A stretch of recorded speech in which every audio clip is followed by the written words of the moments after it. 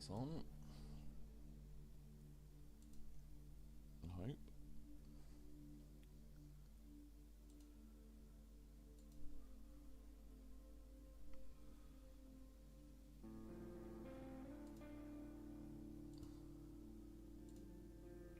Right. Found it on OBS. I'll just check it's on my phone and it's working. Oh, I should probably move the mic a bit closer actually. That should do it. Pretty much eating the microphone.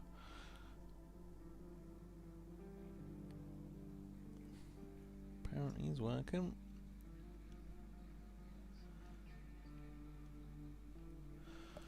Right, I think we should be good. Alt-tab.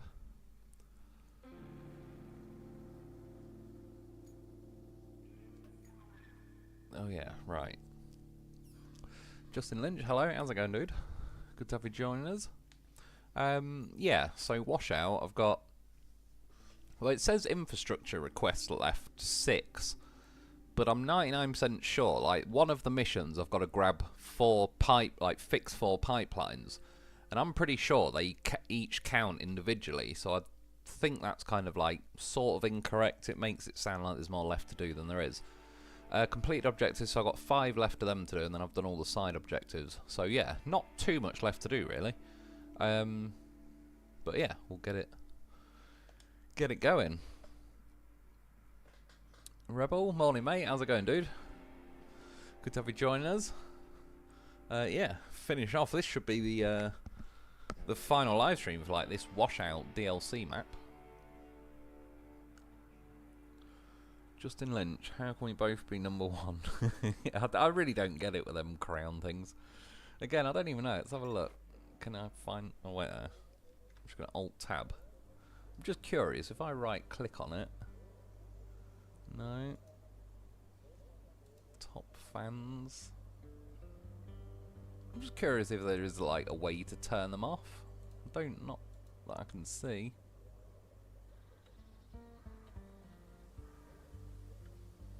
No, I don't know. Anyway. Got down a horse.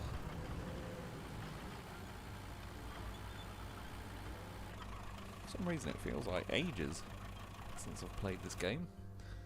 Right. What have we got? So yeah, no side missions left. Main ones. Yeah, these pipes, I'm pretty sure each one of those count as that infrastructure request thing. One there, one there, one there, and one there. So in the end, I can't remember actually if there is even a place you can build pipes on this map. There might be. There's obviously the steel mill for the beams. Oh, steel pipes facility. Well, that makes sense. So I could either bring a load of scrap there. There's a car there, something there. There probably is enough. Bucket thing there.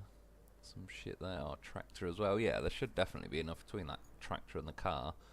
Or I could drive down here and buy them, which I did on my normal playthrough.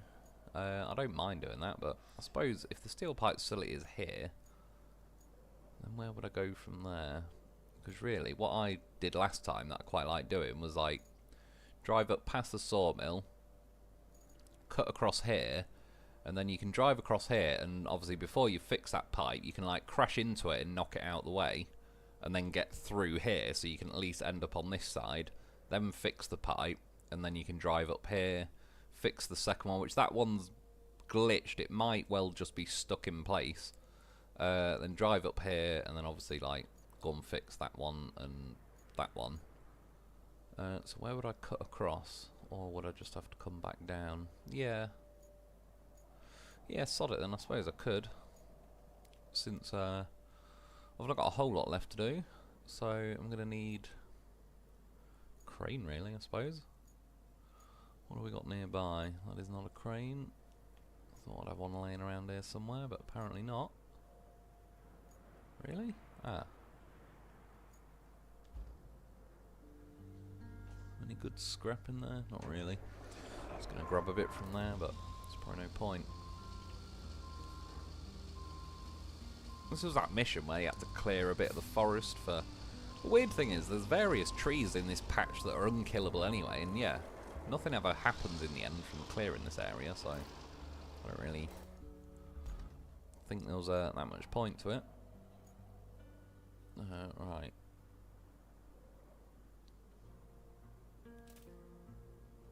Head that way.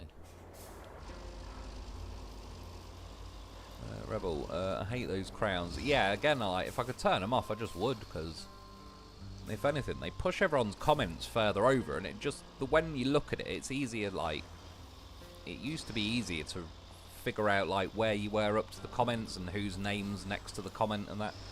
Just that little extra gap that it adds is, like, you sort of have to read the comment, but then look over to see whose name it is. And then you sort of lose your eye line a bit and look back and think, oh, which comment was I on? And, yeah, just in general, I'd delete them if I could. There might be a way. I'll have to YouTube it later. There must be a way to get rid of them. Just got up. A bit of a late one.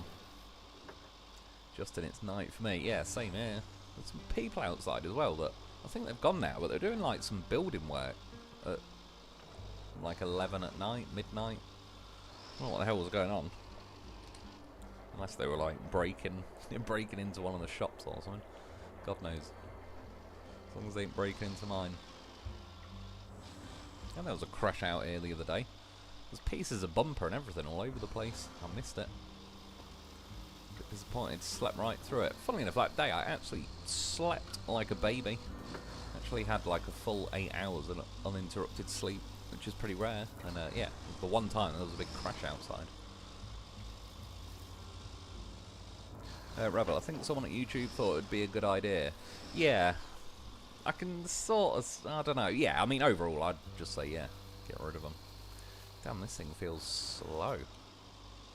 Oh, it is not the top crane, but still. Funny enough, I've been playing, Kingdom Come Deliverance. It's a pretty good game, to be honest. When I bought the bundle the other week, I bought like a game called Manor Lords. That was the game I was looking at, but then it bundled it with Kingdom Come Deliverance and Kingdom Come Deliverance 2 for pretty damn cheap for all three of them. So I got it, and then I actually was thinking, like, I sort of wanted to play the Kingdom Come Deliverance 2, but then I thought, well, I may as well play the first one first, just to kind of get an idea of what the game like genre is about and all the rest of it.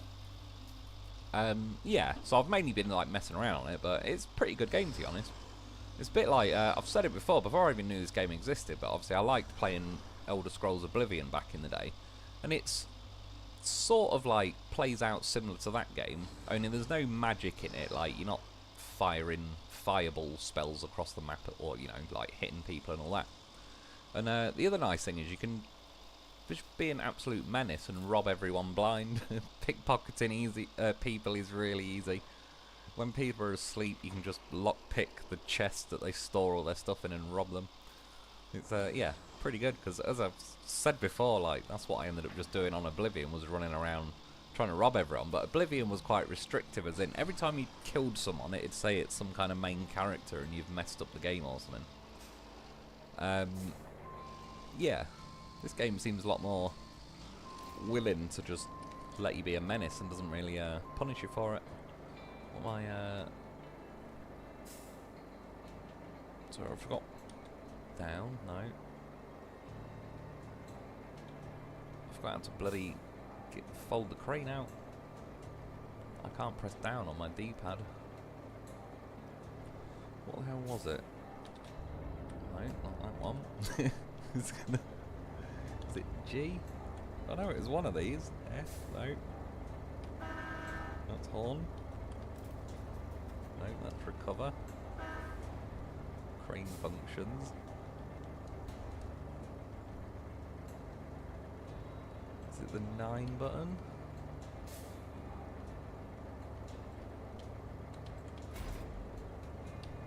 No, that's fold crane. What the hell? Already forgot, I've only not been on it a week. Ah. So it was 9. For some reason. I was pressing it though and it didn't work. That's what completely threw me off. I don't know what that was about, but... yeah, that just made me go completely blank. Like, well, what the hell is it then? I have like muscle memory for pressing 9.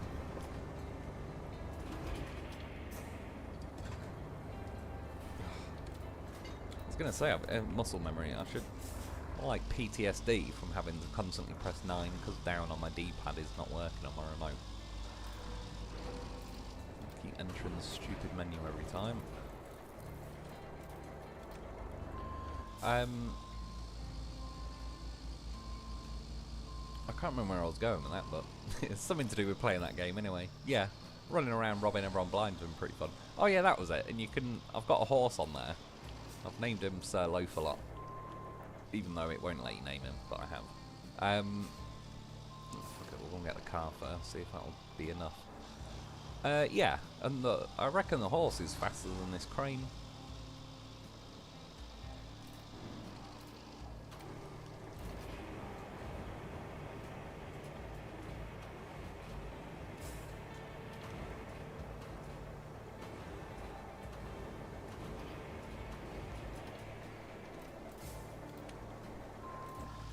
Rebel, 9:30 or 9:30 PM. I don't know why I'm saying it every other weird way. Here in Delphi, South Carolina. Say morning to everything. Yeah, true. Actually, I do the same. Well, I've said before, even if like when people are like say you're right or whatever, like yeah, I'm good, you. And then even if my leg was broken, I would still reply like yeah, I'm good, you. And then be like, oh, by the way, my leg's broken. It's just a force of habit. Like, yeah, say morning and say everything's good. Right, how many pints have I got? She said. Why is it not showing up? Why isn't it showing up? Oh, 4. Good, that is what I need. There, go and find a, whatchamacallit? Mule? No. Nope.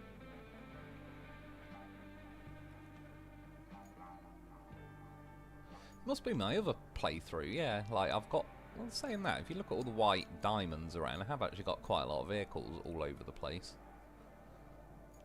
But they don't seem to be as conveniently located. That one will do. I think it's the tunnel exit base, yeah. I'm sure this is the only map where... normally, the first original base you get on the map is called the tunnel exit base. I think this is the only one where this is like a base you unlock. But it's called the tunnel exit base. Which is weird, actually, because you're not near any tunnels. Where am I going? I'm still quite silly. I'm probably best going out this way, actually. Oh no, hang on, sorry. It is this way. Just Lynch at 11 PM. What was it? Well, yeah, like 2:45 in the morning here. Justin, you're farther east than me. Justin, I gave the first DLC map done, still on it, been cutting wood. Only got around a couple of bases cut and already got 600 logs. Oh, is that contamination you mean? Yeah, that's quite a lot, isn't it? Gathering 600 logs, you just log in the entire map. Take some effort, but I respect it. It's the kind of random shit you should find yourself something you want to just do. And then, yeah. Like when I filled that concrete facility with sand. It's pretty unnecessary, but once you get stuck into it, it's like, yeah, it'll only take 40 hours. What could go wrong? There is quite a lot of trees on that map. It'd be easier to do on like Sandswept or something. Or this map. There's yeah, it'd take you a good old while. Message retracted. Oh shit. Oh my god, not like this. Oh, we saved it. Right, let's put the crane over to that way just for a bit of weight distribution.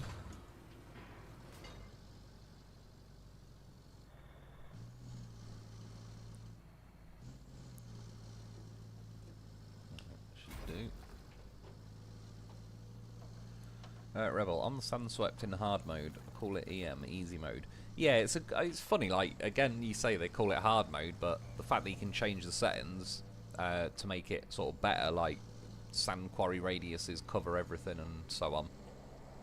It is more like easy mode, really, but in a good way. Like, it should have all those options. Where the hell?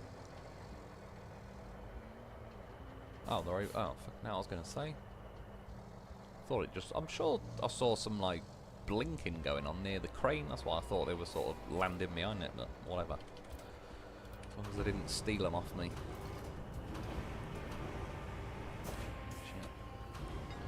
Shit. Rebel 7th restart. You do restart a lot of games. I don't know how you just seamlessly switch between Roadcraft and SnowRunner either, because I get such bad, like, muscle memory on, like, not bad muscle memory. I get so, like, a routine of which buttons I press that switching from game to game throws me off. Even on this one, to be honest, I keep feeling like I could press up to open the map, which, because I've just messed around for a little bit on that bloody Kingdom Come Deliverance. Which I've not even played much of it in theory. I've just ran around like, you get bandits on the road that try and rob you, and if you kill them, you get to steal all their stuff. And it's worth a fortune, so just going around making myself bait. And then when they try and attack you, you beat them up. Then yeah, rob all their shit. Run back to your little stash house, stash everything, save the game, trot around on your horse again being bait for the next bunch of wankers that try to kill you, and then kill them, and rinse and repeat. So yeah, I've just been like a hoarding, stealing maniac on that game really. Not actually done much of the actual game, but it's definitely a good game.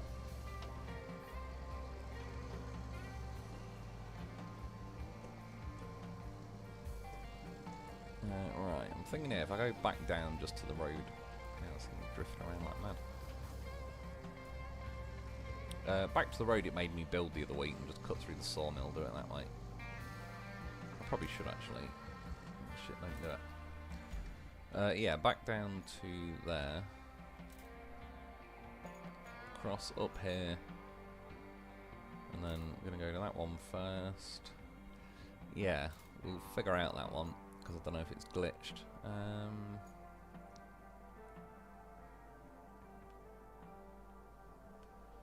May as well go to that one really, because I need to get over the road to get over this pipe to then come back down here. Oh, remember this mud's a right twat along there as well. It might be worth just looping around, to be honest.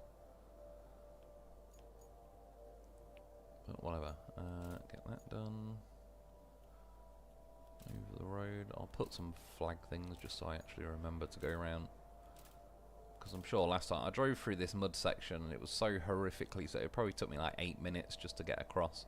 Obviously, for making a video, I could just edit 99% of it out, but not on a live stream. Where is... oh, there it is.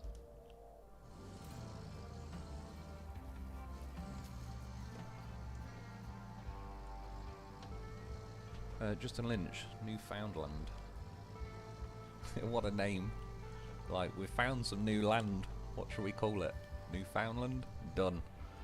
That was a, like, 4 minutes to 5 PM on a Friday kind of naming job. And again, I respect it.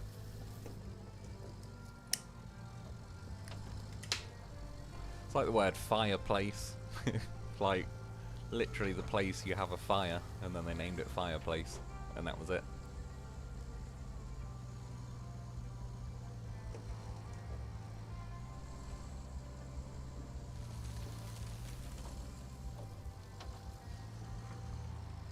Trying to read the comments. I am rarely looking at the actual screen and what I'm doing. That's the problem. Rebel, my sis has a summer house in Booth Bay. Is that in Newfoundland? I don't even know if I'm saying it right, but it's close enough for a British guy. Shit, done it again. Well, we saved it though. Justin Lynch, can't press down. That's an important button for this game. I know, it's a right pain in the ass. Funnily enough, just playing that Kingdom Come Deliverance, you have to press down to enter your inventory as well, so I have to keep pressing like I or something on the keyboard. But yeah, it's a pain in the arse in this game. It was working for a while, like if I smacked the remote hard enough, the down on the D-pad does come back for a bit, but it just kept getting worse and worse. At some point, I might attempt get a screwdriver and just open up the PS4 remote, because it feels like it's not broken as in, you know, like it's literally broken. The fact that I used to be able to sort of smack the remote on my hand and make it work again, there's obviously like, could be a bit of dirt in there, I don't know, that's sort of blocking the contact, so there may be hope. I know I have got another remote somewhere that down on the D-pad does work. Which randomly, when I was downloading, when I was moving my save over from SnowRunner from like the PS4 to the PC, I needed to do down on the D-pad for something. I think to scroll down, like when you first load SnowRunner up, say it says like continue and new game and so on, and it wouldn't let me scroll down with like the using the left analog stick. And my yeah, D-pad doesn't work, and then I've got another remote here somewhere that was like my backup, but down on the D-pad doesn't work on that either. I don't know why that one seems to break so easily. So then while I was trying to do that, I had to go like through in my spare bedroom, which has got like boxes of my shit, but then there's a lot of like my grandparents' stuff when they passed away, so to go through loads of boxes trying to find this it's like a bright orange remote. I think it's like not an official remote. Not that I care, but it was like, yeah, so I had to dig that out. Just to scroll down on the bloody SnowRunner menu.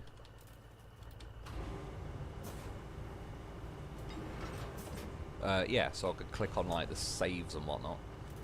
And yeah, and obviously because the remote's not been charged, to charge it for like half an hour, it's right. Extended pain in the arse mission. Close. See, now I've got to hold 9 down just to drop that. Press 9 on the keyboard again. Oh shit, wrong button.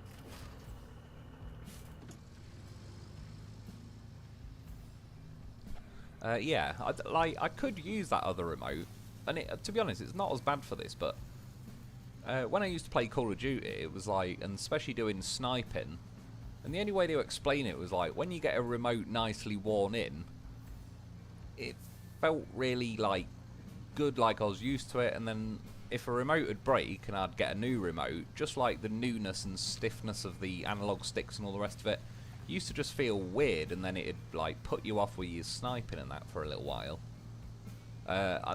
Until a combination of either you got used to it again, or you just kind of like worn in the remote. Right, this one might be tricky then. Try with a crane, I'll be willing to bet it won't do shit. For some reason, this one's just annoying.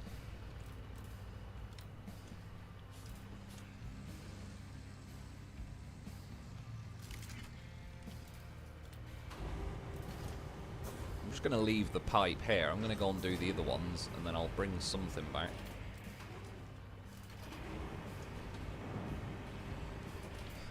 But it's a bit of a glitch, really, that they kind of need to fix, because it seems pretty consistent. It's done it on both playthroughs. Oh, I've turned my all-wheel drive off. That's what was making it take longer. Sorry, I might have missed a few there. Medication time, Rebel. I nearly said medication and then Rebel time. Yeah, medication time. It's got to be done. Booth Bay is in Maine. Oh, is it? Fair enough. Rebel, I got 2 remotes for both PS4 and 5. Yeah, it's handy having a few spares. And again, I used to like have at least 1 spare for yeah, Call of Duty. And it's, yeah, just one of them. Like the remote I'm using now has been through a lot, but it's just so nicely worn in. It just feels like when I get that other remote again, yeah, the analog sticks feel all like not sticky, like probably the opposite, but it's just, yeah, like not the same. But it probably doesn't matter as much on a game. That's what I was sort of saying. Is like, really, I could just swap to the new remote. Yeah, because I don't like Call of Duty sniping. I needed to be really like precise and all the rest of it. It doesn't really matter that much on this game. But I just, yeah, I've got this remote so nicely worn in.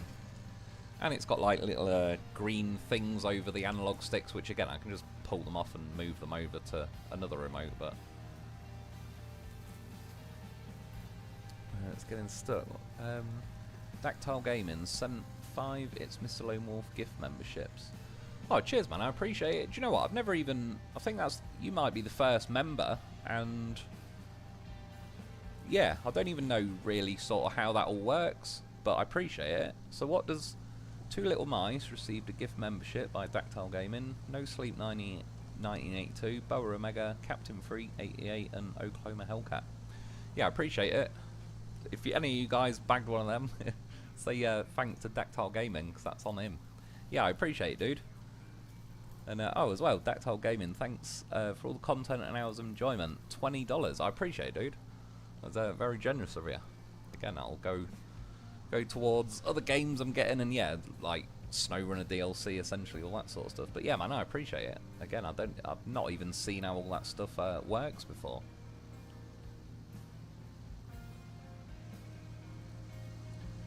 Yeah, this mud here is pretty slow. The mud on the other side is somehow even slower. Yeah, I'll have to, again, like I say, I think that you're like my first ever members.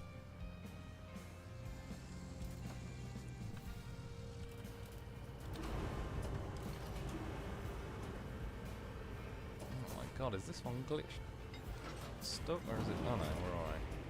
I was going to say, this one wasn't a problem last time, it was just that one that I've already got stuck on. And it can be a tricky bastard. What I ended up doing last time, I might even have to do it on this, but it was only by chance. I parked a, oh, gotta exit the crane menu to unstrap it. I parked a bicycle dumper truck on it, and then I quit the game just because I was like, oh, it's not working or whatever. Eventually called it a day for the night. Why are these pipes gone white? Was that... I'm sure they didn't used to be like that. Yeah, when I reloaded the game back up, the pipe was still stuck, but the bicycle had obviously, like, as it loaded the game up, it must have, like, crossed the hitboxes and then bumped the pipe down a bit, and then eventually it was, like, easier to sort of crack it loose.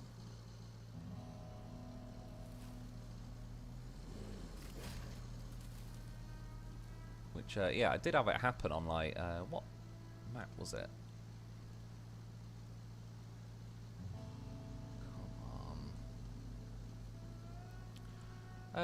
It might have been contamination, actually. I think there was at some point you had to repair a pipe on there, and that got stuck.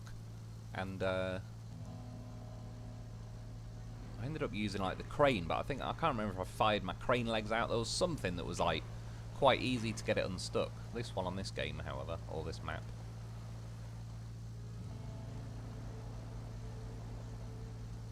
is yeah, a bit of a nightmare.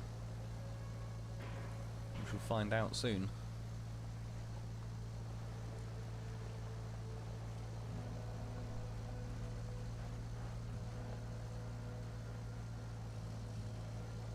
Oh shit, apologies, I didn't have any diff locks on. Probably didn't help. For some reason it's always annoying climbing up this bit, I don't know why.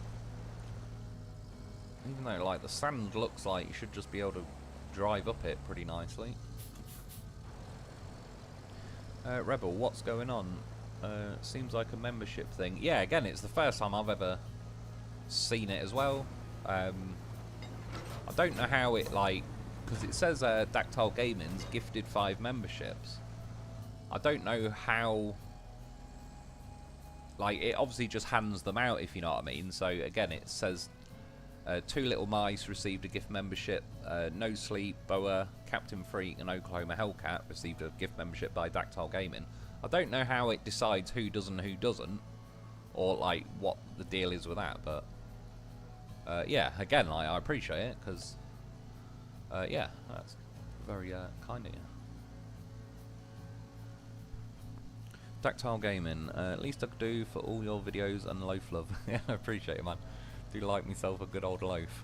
Again, I'll be back on to SnowRunner soon, and then we can get back to some proper full fat loaf action.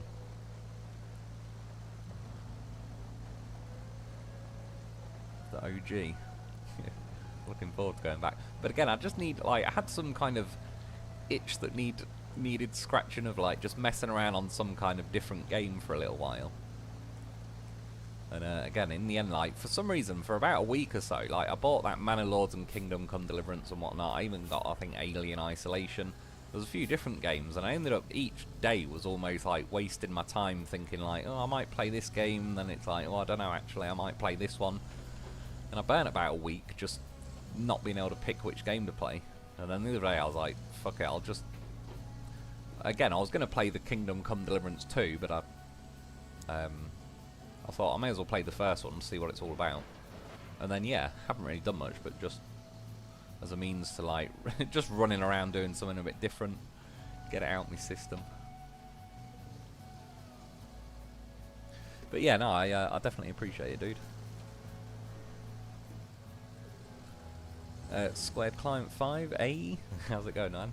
Good to have you joining us. Oh. There was going to be a giant steep wall here. Go around the longer way. Dactyle Gaming, it's random subscribers you have that YouTube chooses. Yeah, fair enough, man. Again, yeah, I appreciate it. Yeah, so I assume some people just... the luck of the draw, it's like the roll of the dice. Squared Client 5, missed the content, brother. Yeah, again, I should be sort of back to it soon. It's only because I kind of, like, ran out of, I've done all, like, my normal playthrough of Roadcraft, but the, especially after missing a couple of live streams, like, I've sort of lagged behind on this bit, really, so, yeah, kind of catching back up between the two. And then, yeah, like I say, at some point pretty soon, I'll get back to SnowRunner. Which I'd like preferably to sort of time it where, like, I don't want to do it too soon before the next update, but I want to get on it before the next, or season, I mean. Because then, oh shit, straps. Then I've got enough time to, like, mess around on it and whatnot. And look at some of the older content, get the vehicles kind of all caught up on them, I reckon. And then sort of go back to working my way through the seasons. But then when the new one comes out, I'll skip ahead to that. And then when I've got that one finished, I'll go back to, like, some of the, let's say, older seasons. I think I got up to, like, season 13 or something, so... Or maybe 12, actually. So I've got, like, season 13, 14, 15, 16 to get done. Which, yeah, it's good, because at least then if I'm doing it quicker than, like, they're releasing the next season kind of thing, then I've still got a good little while to catch back up with myself. Right, so that is going to be a bit of a troll. What have we got nearby?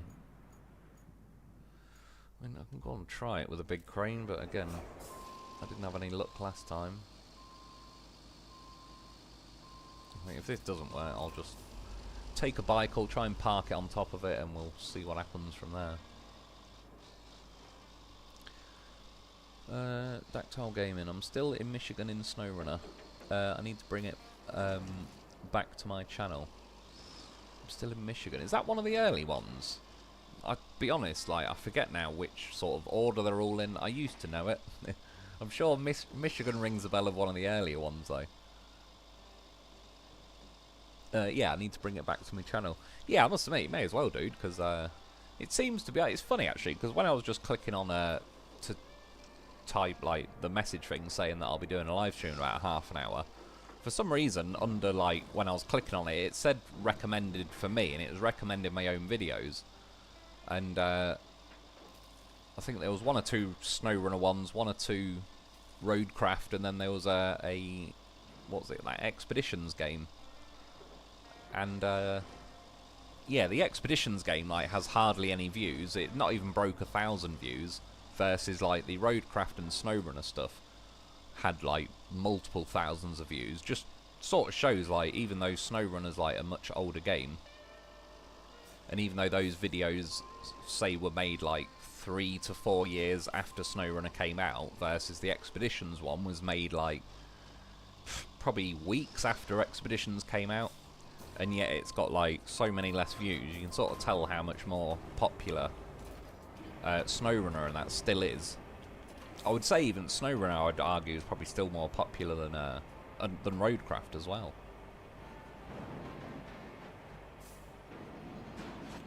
See what I mean? This pipe's a bit of an awkward one. And I don't think, I mean, it's literally just going to tip me up in the air. See if I can, like, yeah, not even a little bit. Right, plan B. The only annoying thing is that, I mean, you can't really help it, but say I spawn a bike up from here and drive round, I now can't use this bit to cut across because I've now fixed that pipe. I mean, I suppose I could bring sand with me actually and pour it over it. I might be able to drive over. If not, I'd have to like drive up to here and sort of come down that way. And like, actually, it's going to be easier to, where is it? Forest base. Let's drive in from this one. Where's the bicycle? I don't really want a rusty one. Well, it wouldn't matter too much, but since I'm going to be ragging through a bit of mud. Rebel morning squared, evening Rebel. Squared. I missed the last stream he had. I was livid. I ended up falling asleep. It's all good, man.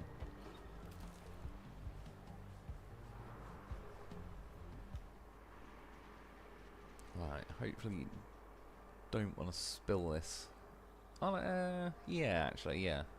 I was going to say, actually, I've done a different route, but I still want to, I want to try and pour sand where the pipe is, because in theory, because this game kind of makes everything float above the sand, if you pour a load of sand on it, it should make the pipe pop up. But, I remember when I did this last time, there seems to be some kind of, like, black hole underneath the pipe that the sand just vanishes and goes to nothing. Top it up a bit there. Oh, I might pour a bit there. I can always refill it.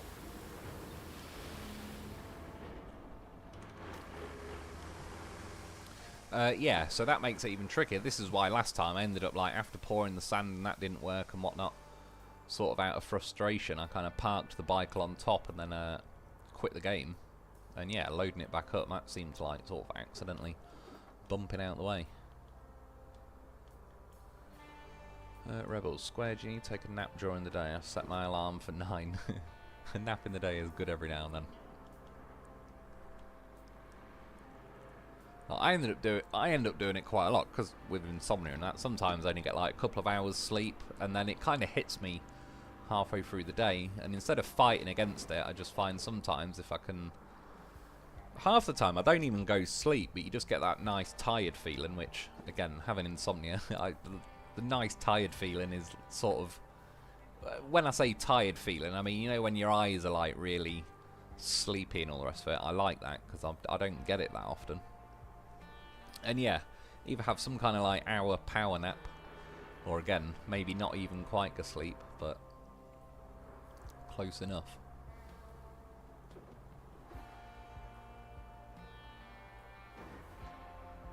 Oh my god, this thing's fat chin gets caught on everything.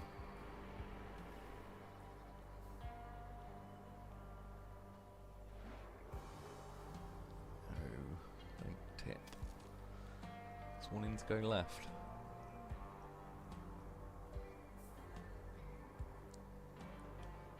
Right, I did kind of want to be on the other side, but it doesn't really matter. I'm just going to move this crane out of the way though, so I don't have to try and swerve around it. Crane bloody menu. Tactile gaming, yeah, too much crafting for me, burned me out. Yeah, I think that did kill it a bit on SnowRunner. I get where they were going with it, but it was just a little bit too, like, that annoyed me as well. Especially like when they first released it, it wasn't too clear like certain materials that you needed to go, but it didn't make it like that clear, and then I ended up driving around to all different warehouses trying to figure out, like, yeah, that sort of very quickly got burnt out with that as well. I think hopefully they kind of realised, because it didn't seem to appear as much. I remember, was it like season 2, the Yukon or something had it, like that's where it really caught me out. And I think a lot of people got sick of it pretty quick, and it seems they sort of dialed it back in like the rest of the seasons, thankfully. Yeah, so now if you like, obviously it'd be nice if the sand was making a pile, but it's not, it's just vanishing. Well, I don't know where it does actually start appearing. Out there, so yeah, like nowhere near the pipe.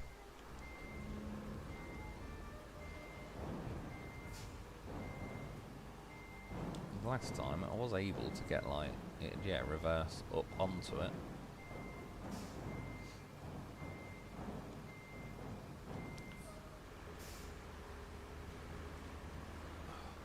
Dumping that bit of sand there might have actually screwed myself over a little bit with that.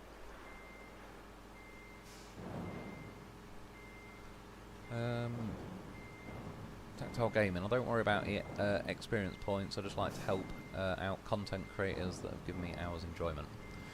Yeah, no, cheers man, I appreciate it. Again, I like making videos is sort of what I enjoy. Even, again, not to keep going on about that game, but that Kingdom Come Deliverance game, it's like, even when playing that now, it's like, I'm sort of in the mindset of like, how could I make a video out of it? But I don't really know if it's worth it with that game. Even though it's a good game, it's very, I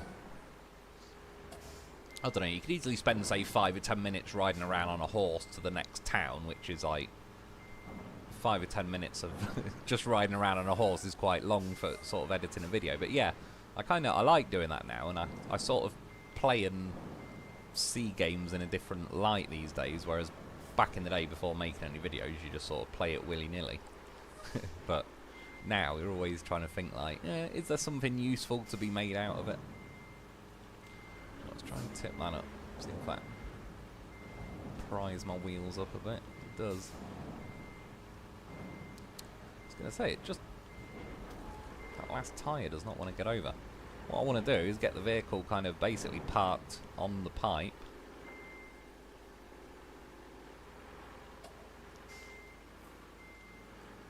And then I'm going to like try and quit and reload. I don't know if it'll work, but I haven't really got many other options.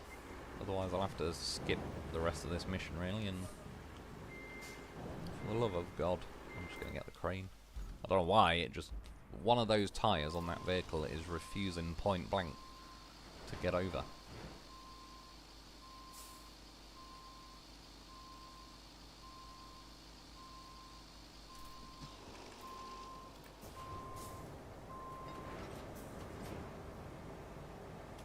Saying that, this thing will probably struggle to lift this anyway. I'll probably be willing to bet I'll tip. We'll see.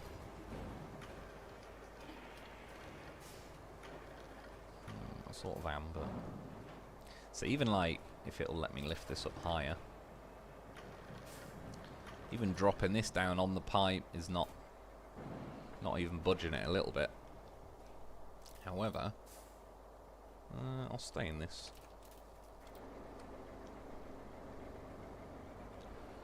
Right. Oh, this is one thing that annoys me in this game. I've got to unplug the remote to get my mouse back, return to hub. Now plug my bloody remote back in. It's another problem with down on the D-pad missing. Rebel, got chat to appear on my telly. Oh, yeah, that's pretty good, isn't it? Right. I don't know if this will work. One, I might have got lucky last time, but two, I don't know if it makes any difference, but I've just quit to the main menu and gone back. Whereas last time I technically quit the game and, like, it was the next day I loaded it back up. Rebel, still got to type on the phone. Yeah, that's true. Although, to be fair, typing on, like, a telly or whatever, every now and then it makes me re-log into YouTube on my telly. And it's a pain in the arse going through with the Amazon remote to type like my email address and everything in. Why is the...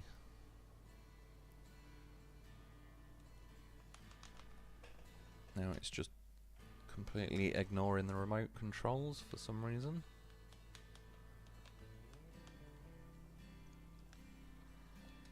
What's it doing? It's not letting me move the remote. Or it's not.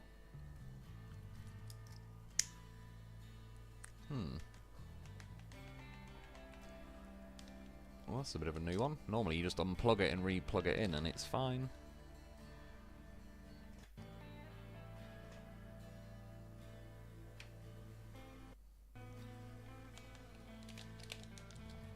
Okay.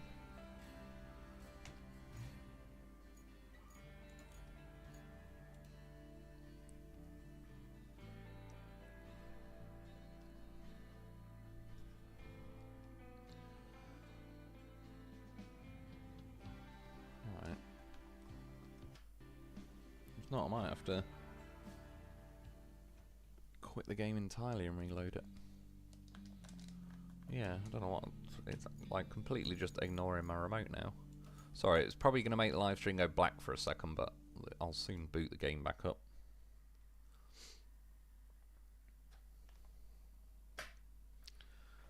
It's detecting the remote because it does a pause in like the video. Yeah, and the game seemed weird then when I was closing it. So maybe the game just freaked out. Oh man. Now I've got to minimize OBS. Click Roadcraft. Get OBS back up. Sorry, I might have missed a few comments there because the game's or everything's trolling me. Justin Lynch, cool. If you don't have number one, you won't want to see them. Oh, is that, yeah, if you go over to the TV, you mean the comments? Yeah, but if you stay all night, you'll be number one at end or chat a lot like a motor mouth. True, again, I don't, like, there's no gain to it that I know of. Right, good, now it's listening to the remote again.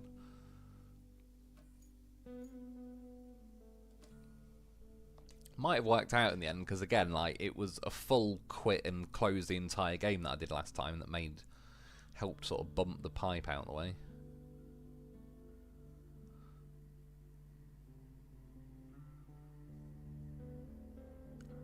But if not, I might just move on to another mission, maybe come back in half an hour and see if it's got anywhere with it. I mean, again, you'd think by now, like, yeah, see how it's, like, flopping around more? They should have fixed this by now, because it seems to be a pretty consistent bug.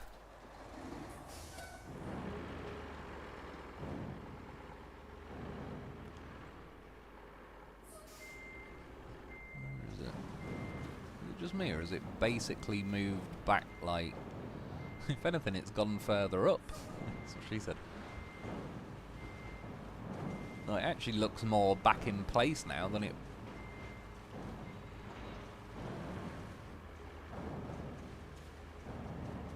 Is it moving? Not really. No, is it? I did see it move a little bit there.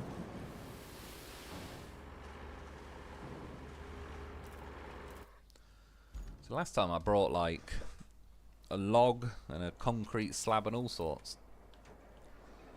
Getting ready to kind of pry it out of the way, but then obviously I had that bicycle parked on it. Right.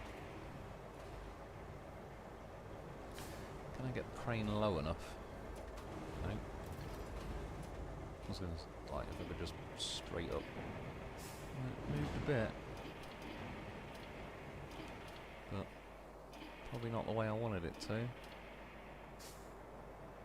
to. Yeah, the fact that this DLC's been out for quite a while, and this pipe consistently does the same thing.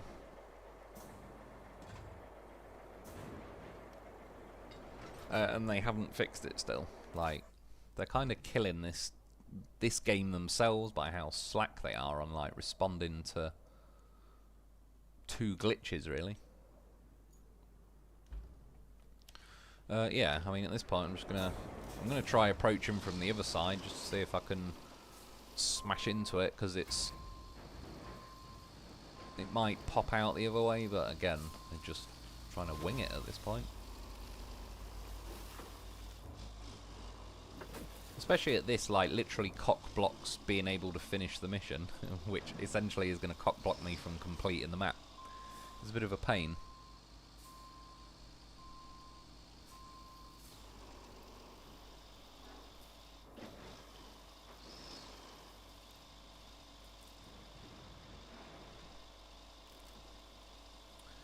Square Client Rebel, how you feeling? Rebel, I've had a better week. Sorry, I think it said still tired.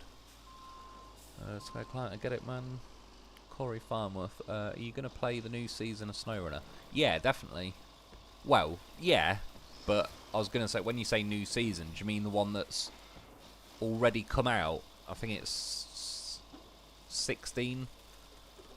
Or are you on about, like, year 5 that they've not released any of them yet? Well, either way, I'm going to play both, but I don't know what order. Like, when I go back on SnowRunner, I might sort of start from where, like, carry on from where I left off, but I'm probably going to jump ahead to some of the newer seasons to get the newer vehicles that you'll get. So I might skip ahead a bit, but then when season 17 comes out, which will be the first one of year 5, I'll go to that kind of when it's, you know, just been released, and then get that done. And then if I've done that before season 18 comes out, I'll then go back to, yeah, like 13, 14, 15, 16, sort of try and catch up between them releasing, like, the next ones of year 5. That's the rough plan anyway. Zach, just curious guys, do you prefer this game or SnowRunner? I think Roadcraft is more satisfying to play. I'd say I prefer SnowRunner. There is elements of this game that I prefer, and I think could be good to, I'd say, see in SnowRunner. It's probably a bit late for literally seeing it in SnowRunner, but you know, like if they did a SnowRunner 2. But one thing though, it's stuff like this, I find there's too many, like, bugs in this game, and they seem ridiculously easy bugs to fix, but the devs never seem to fix it. And again, I mean, this being a perfect example, like, the DLC's been out for months, and this pipe gets stuck every time, and yeah, they haven't fixed it.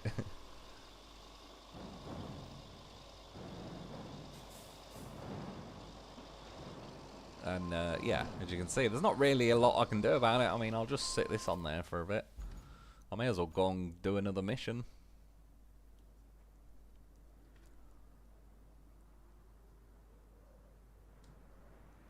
Oh, bloody hell, I remember this one as well. So I'm going to get the loaf this end, and then recall a scalper. Where's the goddamn horse?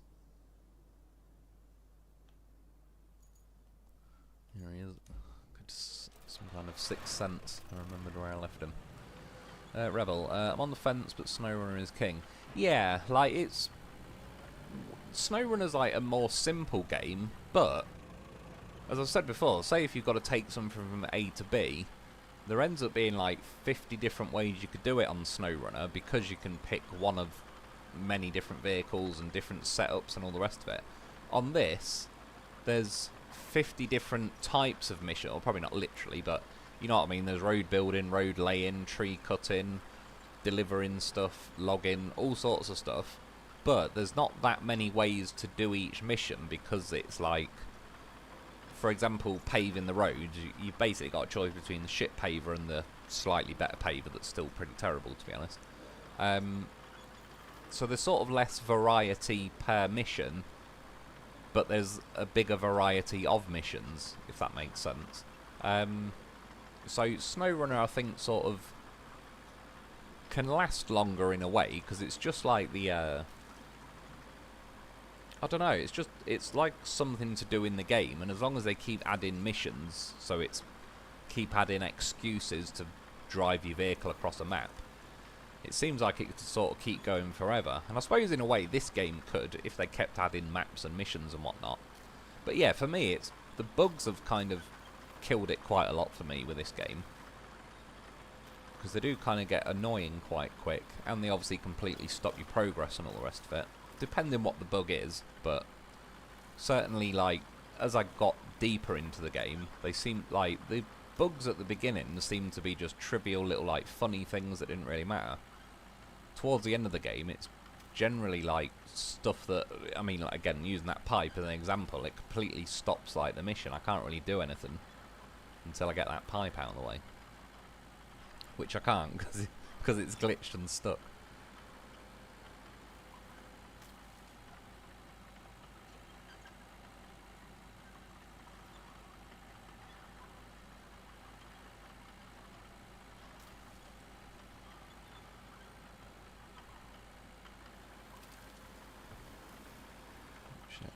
So I'm just gonna scroll back up a bit, because I think I missed a few.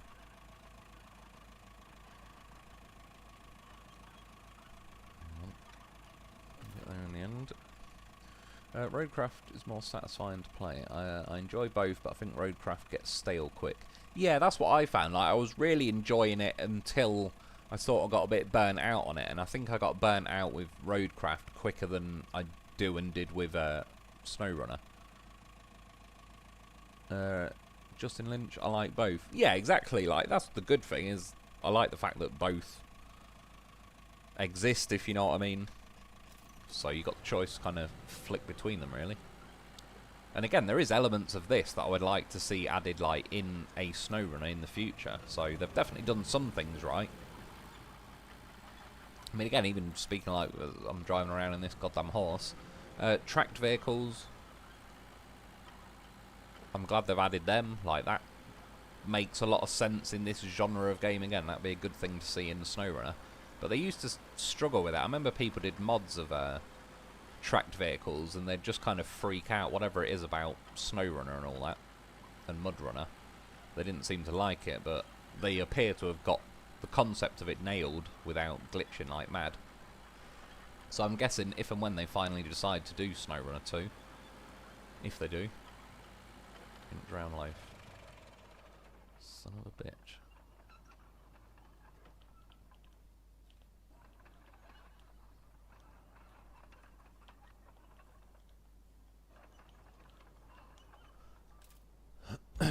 Luckily, well, I'll say that. If this thing can even tow it, it should be able to. Rebel, my Roadcraft views are low. Yeah, I still think, like, SnowRunner seems to be more popular. Like, say if, well, yeah, you or me or SD11 did an average SnowRunner video versus the average Roadcraft video, I think he'd get more views, like, on a SnowRunner video, even though the game is, like, what's it got to be, like, 5 or 6 years old by now?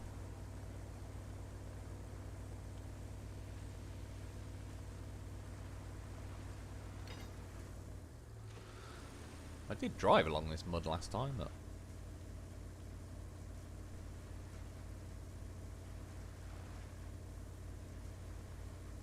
yeah, it's not happening this time.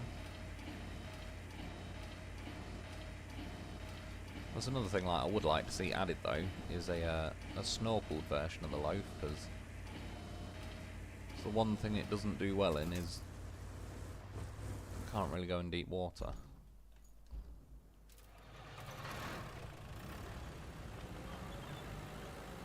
Which, yeah, I think the engine's like there. It's like under that padded black thing in the middle. But yeah, obviously in SnowRunner you can put a bloody snorkel on it. Rebel, asked my followers if they want me to continue making videos of Roadcraft. What were they saying? Squared Clown. Roadcraft, I think they just don't care anymore, because there doesn't seem to be anything else they're doing with it. Yeah, I mean, again, it seems to have died off quickly by comparison. Which sort of seems similar with Expeditions as well. Which, again, I don't know why they don't just accept the reality that most people really want them to make another SnowRunner. Versus, like, they keep seeming to try every other game except making the game that really they know damn well is going to sell well. Like, they've already got the concept. They've pretty much, it's basically the equivalent of, like, to make SnowRunner 2, they've basically just got to make a big, like, DLC. Like, that's really all the DLC that gets added, like, year 1, year 2, year 3, year 4, year 5. You could just as easily package that as SnowRunner 2 and put it as a separate game, but obviously I'd like with SnowRunner 2 them to update a few different, like, aspects of the game. Sorry, just while I'm yapping, I'm looking for a scalper, but for some reason they make these menus so stupid and non-intuitive. Doesn't really seem to be any rhyme or reason as to why certain vehicles are in certain groups. And sometimes vehicles appear in 2 groups and all sorts, so I don't really know how they decide what's what, but scalper. Yeah, so like I say, it's one of them. I'm still glad this game exists. I'm glad I bought it. I've had a lot of fun playing on it and all the rest of it. But I just think, yeah, for some reason, like, towards the end, and again, it was definitely glitches that didn't help, but it just sort of got a bit burnt out with it. But then having, like, that's what's been, like, the last couple of weeks. I know I've not been making videos, but from then to, like, doing these live streams each week has felt a bit more like, because I've not been playing it every day and sort of trying to fight through the glitches to then get the video edited in time and all the rest of it. It sort of feels nicer now playing it that I've had, like, a little break from it.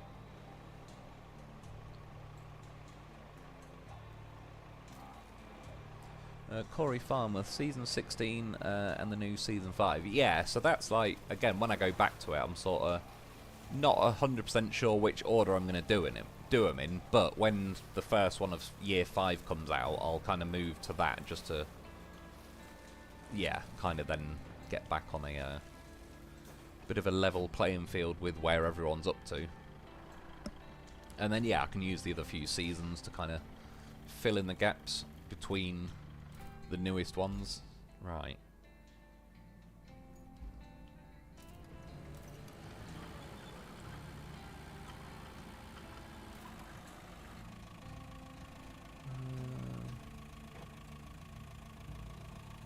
I think last time I did the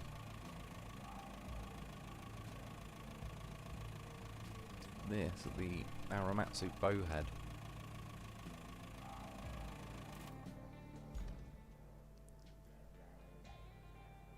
Might do again. It's annoying because it won't go as far. Like, now I've got that sand quarry, I can get to there, but then it will run out. But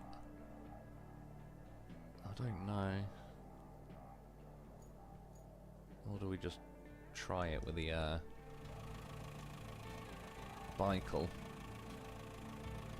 Let's try it. It'd be handier with the bicycle because it holds more sand, so after it goes outside the sand quarry radius, it should be able to keep going for a bit longer. But I'm not sure if it'll get its chin stuck.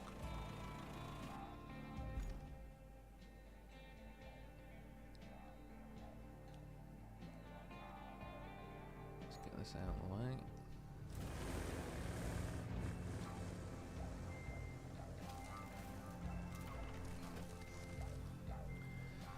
Zach, yeah, it's disappointing how they're neglecting this game. Yeah, that's what's kind of like helped kill the enthusiasm of it off a bit, because they seem, even now, I think SnowRunner still gets more love than this game or Expeditions, and I can understand from a business point of view, but if you're going to put out games, then that's the, I don't know, that's their cross to bear, that they should maintain their games. I mean, again, really, I'm not one for government laws and all the rest of it, but that's the kind of shit where the government should be like, if you're going to release a game, there has to be a certain amount of, like, required maintenance and effort they have to put in afterwards. Unless they just say it's a game that once it's released, it's getting no updates, no nothing. But when they kind of allude to, like, yeah, there'll be more seasons coming out and upcoming stuff, which they did say with this game, and obviously there's been this first DLC, but yeah, if this game was 10 times more popular than it is, they probably would still be maintaining it a lot more than they are. So it's obviously just once the profit margins don't really align as much as they used to, they just kind of die off and move to the next game. Let's watch this thing for a bit. I just want to see where it actually gets to. It should, like that little bit of island coming up, it should get past there. And I might have to do the rest manually, but it is what it is. I don't really know, like, because I've put the scalper there. I mean, maybe I could put the scalper there to get it a little bit closer, but obviously in the scheme of thing, really, you'd want to put the scalper here in the middle, so then it'd pretty much cover, like, the entire thing, or, yeah, close enough. I think whatever sand is left in the vehicle would sort of finish the rest off. See, now, technically, like, the line will end there, so this now should start emptying. Oh, for God's sake. Buttons. But it empties a lot slower than it would if you were manually doing it, so if I remember rightly, like, my bowhead ran out about now, which I actually thought was... Oh, there you go. So it does anyway. Although I've never seen it do that, where it just goes from completely full to, like, just basically empties it instantly. Road planning request. So now cancel the road and it'll end up on this side because it's beyond halfway.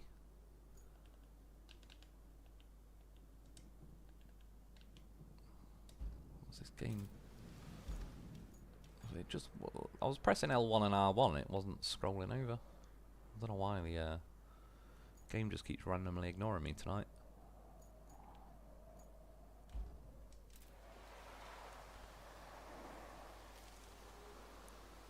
Yeah, so there's a bit of extra faffing around with this mission, because... yeah, it just won't do the whole thing on its own, but...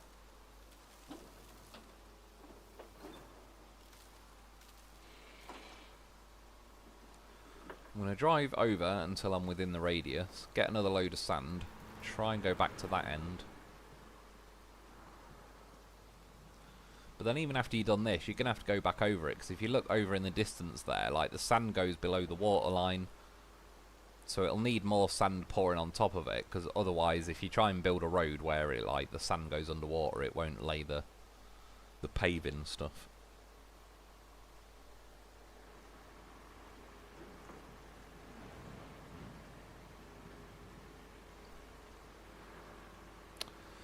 This, by the way, is why I used the bowhead last time, because this thing gets beached on itself quite a lot. Whereas the bowhead's got tracks, it doesn't really struggle with it as badly. Whereas, as you can see, this thing... The problem is, they lay the sand in such a sharp peak that, yeah, this thing, like, bottoms out on it. I didn't really want to lose a load of sand turning around, but I might have to.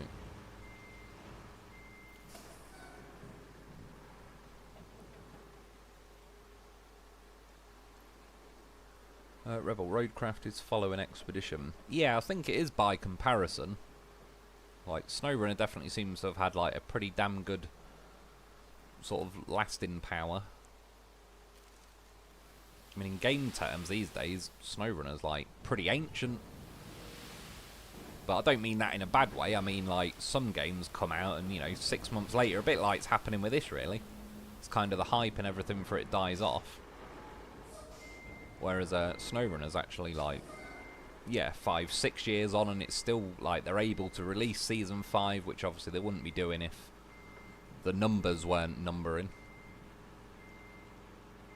I don't even know if or what DLC they released for, like, Expeditions, but I imagine it's not kind of like season year 4 and all the rest of it.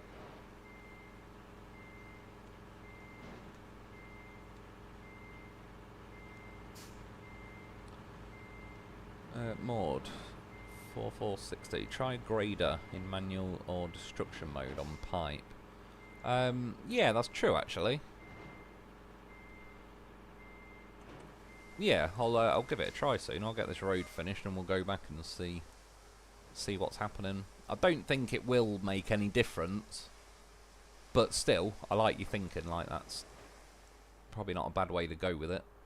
just for peace of mind that you've given it the necessary attempts.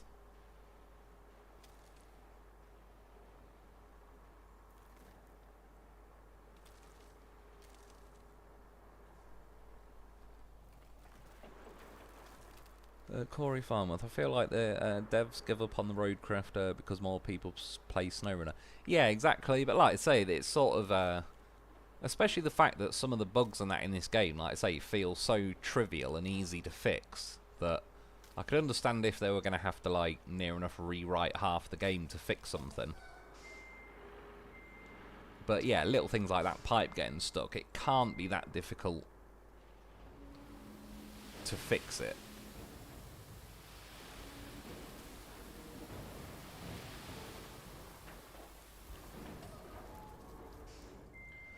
And yeah, like I say, if this game was 10 times more popular, I think they would fix it. But there isn't enough people that are probably like, I've got stuck with this pipe thing a couple of times, but I haven't sent them an email saying, yeah, this pipe gets stuck all the time. And even if I did, unless they get like a flood of, you know, whatever the number will be, 10,000 emails saying the same thing. Like, if there's enough people kind of kicking off, they seem to fix stuff, but once the game numbers die down, obviously the amount of people saying, like, this is broken or that's broken, die down. And then they just, yeah, kind of leave it.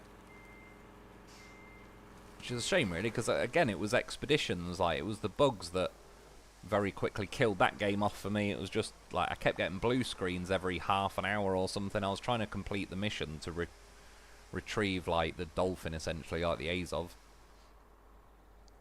Yeah, and it just kept crashing, and in the end I was like, fuck this, it's just doing my head in. Like, I was getting to the point where I was like, why am I even playing the game?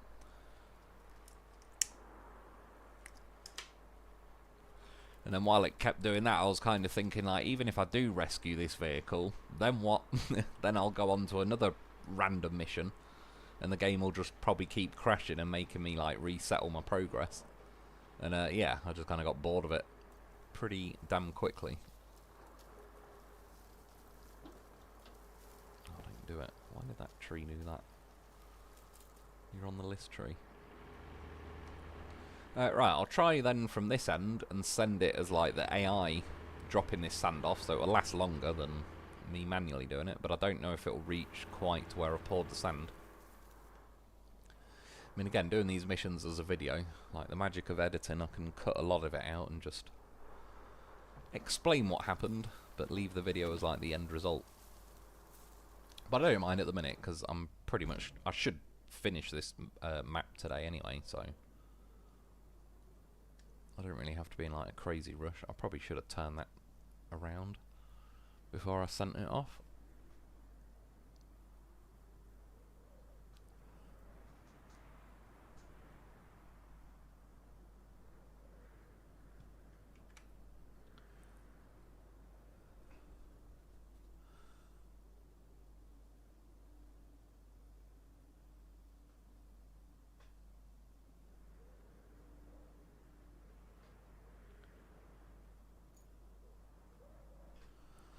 Sorry, I've just gone on to the comments and it just kind of jumped for some reason and I've completely lost where I was.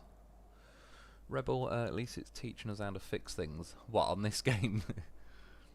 I can put SnowRunner video up and in half an hour you have almost half a dozen views. Yeah, I mean, it was like... I think a lot of my Roadcraft videos don't even get to 1,000 views, whereas probably 98% of the SnowRunner videos I did got over 1,000 within a day. So again, yeah, even like by comparison, it's dropped off quite a lot.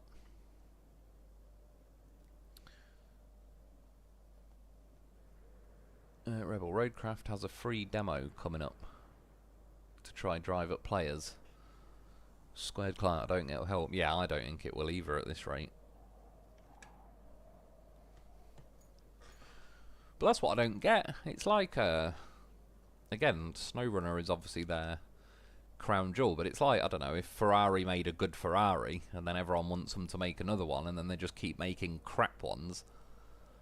And it's like, why? You've already made the thing that makes you a lot of money and is popular.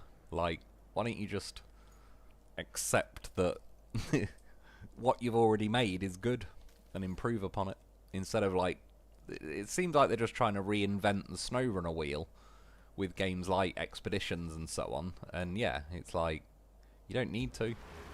You've already invented the SnowRunner wheel. Right, so that ran out there, so I've got the last little gap to fill. Yeah, that's what she said. Right. I'm going to cancel it, but I might just let it... I don't know. If I let it go past halfway, which is that middle thing, it'll automatically spawn it back at this end, and then I'll at least be facing the right way.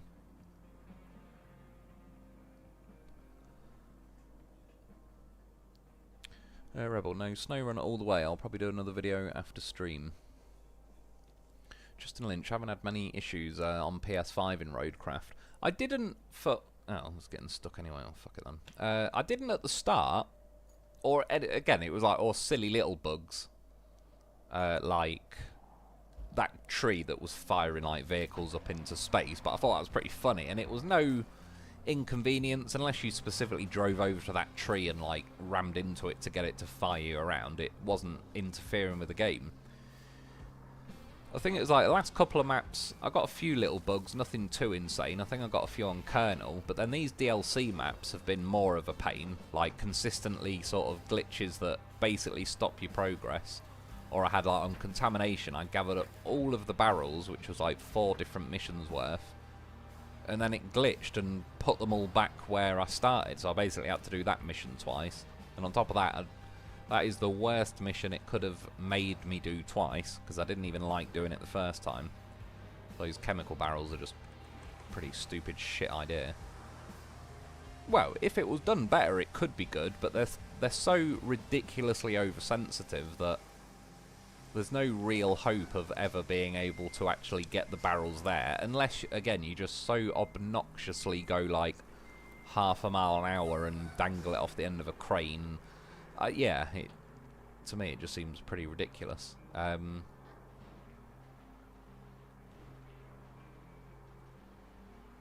Yeah, so it's more like actual, like, and again, that pipe is another one, where it actually is like, I can't progress any further in the game, and they're the bugs that really do my tits in, because, yeah, then you're just stuck at that point.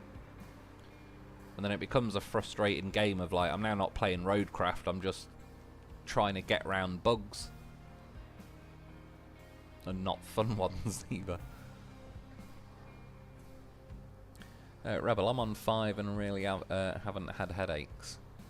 Yes, maybe the PC. Again, though, in the scheme of things, there's not been that many. But it doesn't take that many.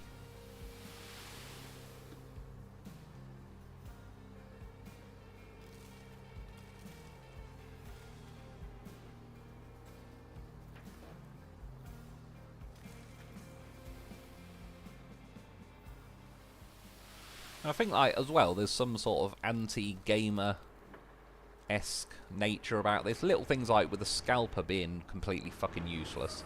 Or 99% useless.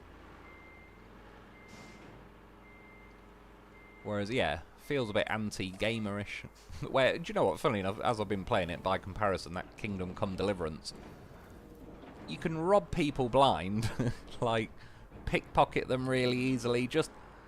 And it might make the game easy, in theory, but it doesn't matter, because it's like a fun experience. You know, with some games, like, they'll add a good feature, but then they'll make it, like, very difficult to use as their way of being like, oh, we don't want to make the game too easy. Say, like, it's a different one, but say if you're on Call of Duty playing, like, a campaign, and there's a bit where you get to use a tank or something, but they'll make the tank, like, either really awkward to drive or it runs out of ammo really quickly. Just some way to, like, limit you from having a really overpowered vehicle if you're in that sort of game. And yeah, it sort of feels anti-gamery, whereas, say, then something like that Kingdom Come Deliverance has been like, fuck it, make it easy to pickpocket people, like, or run around in the countryside and you get bandits attack you and you kill them and then rob all their stuff and it's worth shitloads. But it's felt good messing around on a game like that, because it feels like it's sort of serving it to you on a plate, but in a good way. Because it's like, yeah, that's what really, ultimately I want to do that. So, I remember, like, by comparison, say, playing Elder Scrolls Oblivion, it felt like if you kill anyone in that game, 90% of the people seem to be some kind of main character. Or if you pickpocket someone, they always catch you. Or if you killed someone, even when no one's looking, the guards will come running up to you half an hour later and be like, "Stop, criminal, you've broken the law." And it seemed to like the game had really traced everything you've done, and it ended up being like, oh, it's not worth doing anything dodgy on that. But then, yeah, by comparison, that Kingdom Come Deliverance, it seems to let you do pretty much anything. And doesn't really punish you for it. There is a hardcore mode. I've not played on it, and I don't want to, but I think it's made it harder in on that playthrough. But yeah, I don't just... Again, like, I know I went off on a bit of tangent there, but I just mean with, like, certain anti-gamer type things. Whereas I prefer games that just sort of lean into what they're letting you do. Like, again, if in this case it'd be like if the scalper just worked everywhere. Or like how they've added hardcore mode and you can put the sand quarry distances as much as you want. That is that's a pro game. I don't mean like pro as in amateur and pro. I mean like pro as in pro or anti. Like, and yeah, that's like a pro gamer move to allow us to have sand radiuses as big as we want or make the vehicles as cheap as you want. I sort of like when games lean into just letting you enjoy the game as much as possible instead of like trying to make you jump through a load of little hoops. I mean, here's going to need a bit more sand. I'm just going to leave that there because it's such a twat to drive across this sand when it's not smoothed out. In the meantime, we'll send that. Are you going to move anytime this year?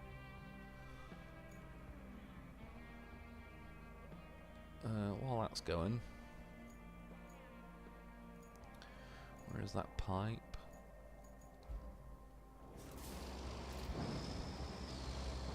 Still looking pretty stuck.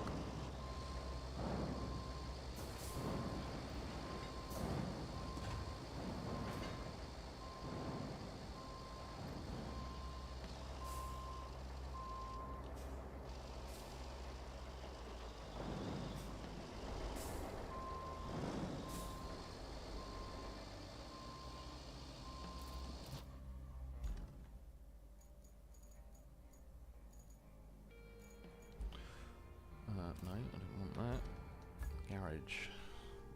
Do I have any? I wonder which one of these I'm using. I don't want to recover the one that's... Okay, yeah, that'll do. I don't even know if you can. I was just thinking, like, I don't want to recover the one that's in the middle of paving a road.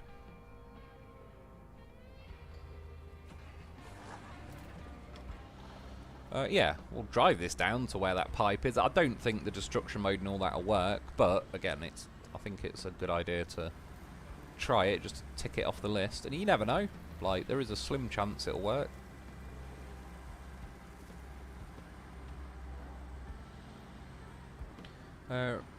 Rebel, April the 20th is Snowrunner's birthday. Yeah, so what is it, like 5.5 years old now then? Yeah, because it was 2020, weren't it? It was just as COVID and all that shit started. Squared Client, they just need to update the game already or they're going to kill it. Yeah, exactly, and I think they've kind of... It seems like they're not really gonna, so they've probably already killed it, because I'm already assuming then they're just sort of ignoring it and moving on to the next game. I've heard all the different games, like they're trying to build a bus game and... Yeah, I don't know, I think there's 2 or 3 games they're making at the minute. So they just seem to crank it out and move on to the next one. Corey, I've played both and I prefer SnowRunner just because of the glitches that are in Roadcraft. Yeah, I agree. But again, there is still certain things I can't think off the top of my head, but... Well, yeah, tracked vehicles, like certain things in this map, in this game that I think are an improvement over SnowRunner. I think overall the graphics are probably nicer, but it's a newer game, so obviously just in the scheme of things, graphics and all that tend to advance. Rebel, can you make mods on PS5? Got ideas for SnowRunner? I have no idea, to be honest. I'd say probably not, but yeah, I don't know. I mean, they said they got mods on this, but it doesn't really seem like some people did some map mods very early on. What the hell am I even stuck on?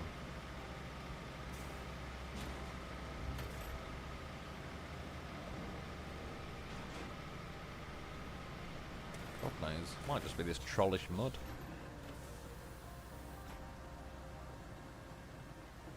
I mean, I see where they were trying to go with this mud, but to be honest, every map that's had this shitty mud does my head in.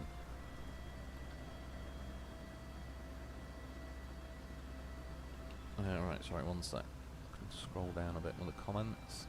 I think I've fallen behind a bit, but I'm slowly catching up. I've probably missed you by now, but yeah, good night, Justin. I've probably got to your comment a bit late, so you've probably already gone by now, but yeah, enjoy the rest of your night, and cheers for popping in. Right. Tab. Nick KO, did you say you've been playing SnowRunner or taking a break for a while? I've not played SnowRunner for a little while, but I'm going to go back to it soon. Like, I've sort of been leaving that because I know I'm going to play that one a lot when I get back to it, if you know what I mean. So that's why I sort of wanted to just mess around on some of the other games first, sort of get that out my system, and then go back to SnowRunner. See what I mean with this mud? It's just... The problem is, like, for one thing in this game, I'm now turning left, but I'm not moving, and then if I let go of the stick, it'll go forward, but now I'm about to swerve off the end. Eventually you can get it to turn, but you have to kind of keep going. Yeah, so stuff like this mud, just a bit OP.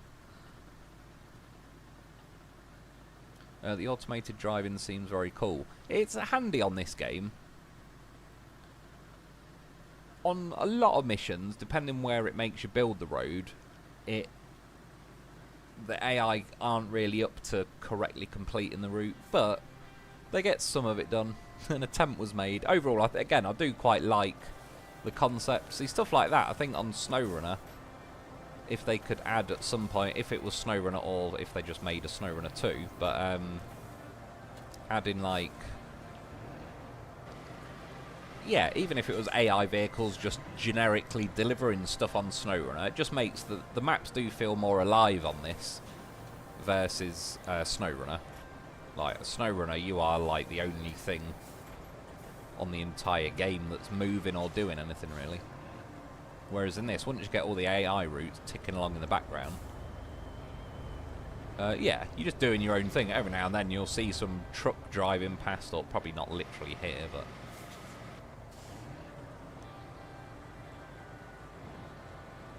Yeah, it's not really... There's like a tiny bit of flex, but...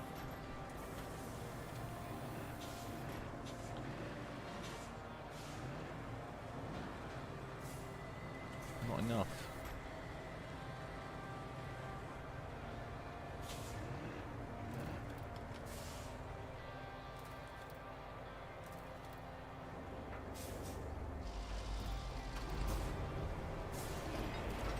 Start moving.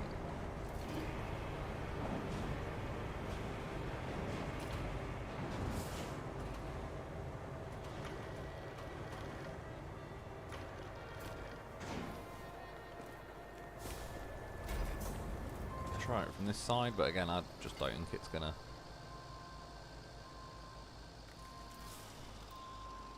I don't think it's gonna make too much difference.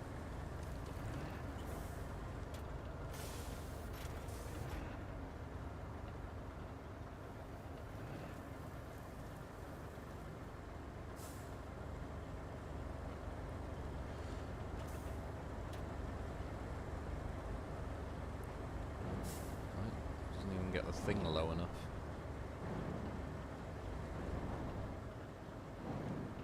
Right, let's try. A bit further up.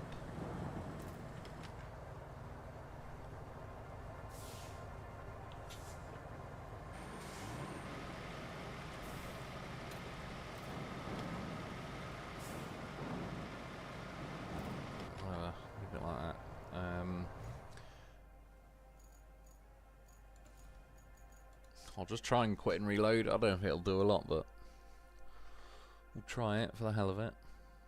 I think if they allow vehicle mods, this game could be saved. Yeah, exactly. Sorry, that's what I was sort of saying. Like, there was map mods, but it appears they aren't letting anyone do vehicles. Whether it's like there's not the option there, or yeah, they're not letting them, or they just haven't added that ability yet, I don't know. But yeah, vehicle mods definitely could have helped save this game to some degree. I think that's a big part of what helped extend SnowRunner as much as it did, because obviously people have made so many like various mods, whether it's vehicles that people... Yeah, you see how now like I've quit and reloaded and it's bumped that pipe like almost down and out the way. It's still in the way a little bit, but that should have loosened it. Yeah, there you go. So, yeah, had to cheese it, but at least it's done. I'll have to drive this out of the way, but just to be extra cautious, I don't want to risk driving the bulldozer forwards and this thing just rolls back into place and somehow gets stuck, so I'll just move it to where it's definitely not rolling back. Yeah, so I mean, there you go. Like I say, last time I parked the bike on it, but as you saw earlier, that first attempt, that didn't seem to do anything. But yeah, park something on top and just quit and reload, because like I say, I think as the game loads back up, the hitboxes of like the pipe and then in this case the bulldozer just collide and it doesn't like it. And then in theory it's either going to try and fire your vehicle up into the air or push the pipe down out the way. And yeah, so far normally the vehicle wins versus like the other option is for the game to fire your bulldozer, you know, 50 foot into the air. But instead it kind of smashes the pipe down. Which, yeah, so at least that's that done then. I'll go back over here, because the paver thing should have flattened everything. Which it did, but, like I say, yeah, these bits that are under water, if I now send the paver, it'll just stop paving those little bits. So, now I've got to go back into this, go back over all the little bits that are underwater, and then send the paver again.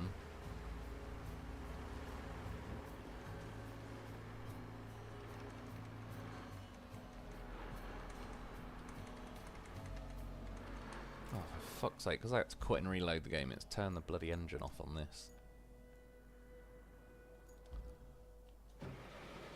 So my sand quarry radius has gone.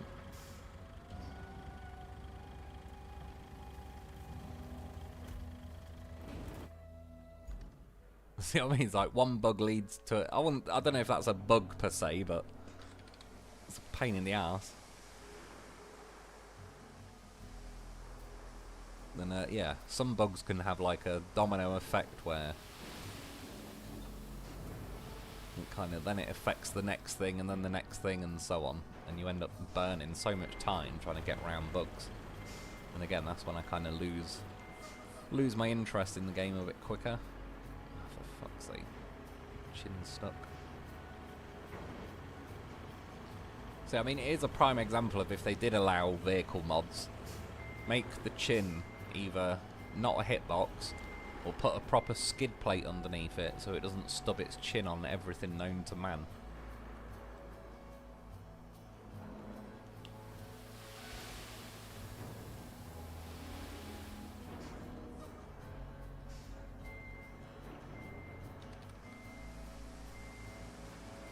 It might be enough there, but I'll just do the last little bit here.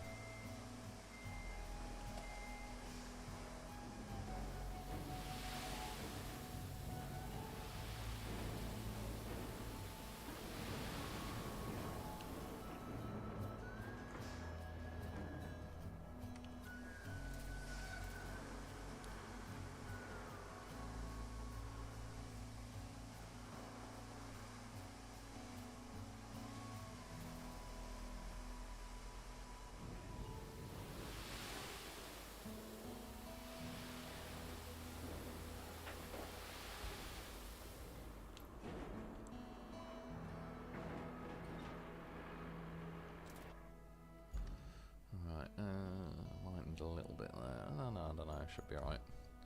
Might just drive this manually, to be honest. At least I can see as I'm going if there is any patches that need doing.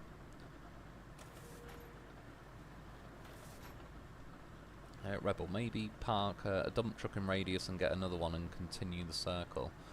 Yeah, I know what you mean. It could be done. I did it on Kernel where I made like a string of dump trucks. The problem is you used to be able to like effectively like turn a dump truck into a sand quarry and it'd constantly refill your other truck. But they've changed that, so now you have to like pass the sand down the line. And I did it on Kernel to build. There was a bit that was just like you needed to fill in kind of a split in the ground where there was a load of water. And honestly, the amount of time it took just to switch to the next vehicle and then fill that one up and then switch to the next one and kind of pass one piece of sand all the way down the line, that in the end I honestly think it was quicker to just drive back. But I get what you mean. Like, in theory, if it was probably a bigger road going on or whatever, that if I was trying to fill like this entire area,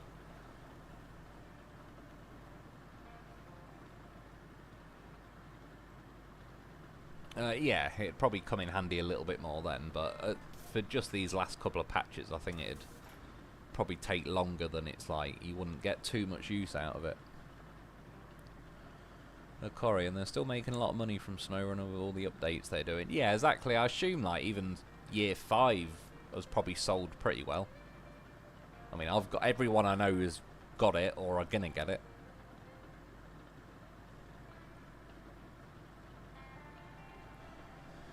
Rebel, yeah, it seems like mods are only available for PC. Yeah, I tried to look at making a mod because I wanted to make. I can't even. Oh yeah, I was gonna. Do you know what? Funnily enough, I was gonna try and basically mod the mule to be like, or whatever the. Yeah, you know what I mean. But like the one they've added now that's got off-road tires and like, I was basically gonna try and make that, but I really don't know what I'm doing on a PC, so. I didn't get very far with it anyway, but yeah, when you look in the mod menu, it's only map mods, not vehicle mods, so obviously I wouldn't have got very far with it anyway, because it appears they're just not even making it possible to add vehicle mods. Which again, yeah, is a shame, because I don't really know why. Even if people added mods that would effectively break the game and make it ridiculously easy, like, who cares?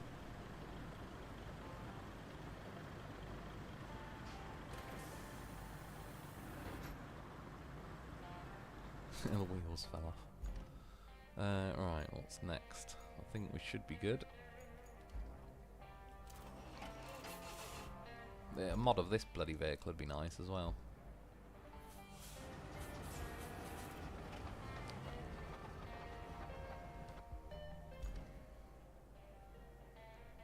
Yeah, just so it has more than half an inch of ground clearance. And doesn't get stuck on a pebble.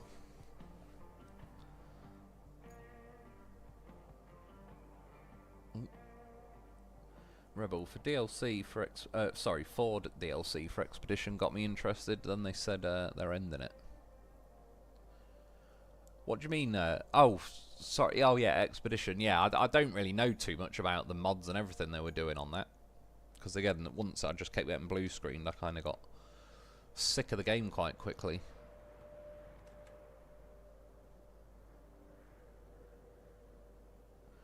Rebel, I still might get Expedition anyway, just for the Fords.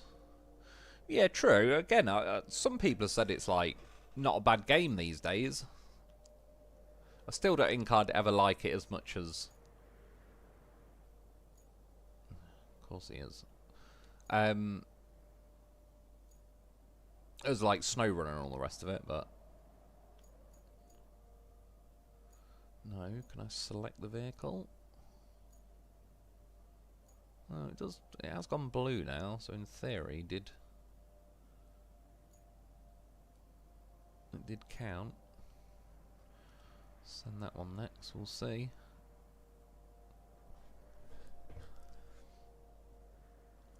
It took 5 years to change the Scout 800, lol, but it's a much appreciated change regardless. Yeah, exactly, and that's on SnowRunner, so yeah, I wouldn't hold your breath for them fixing too much on this game, since they seem to have already got bored with it themselves. Rebel, got ULM's Godzilla, happy with it. Gonna get another one. Got to have 2 trucks of all mine. Oh, is that a mod, you mean?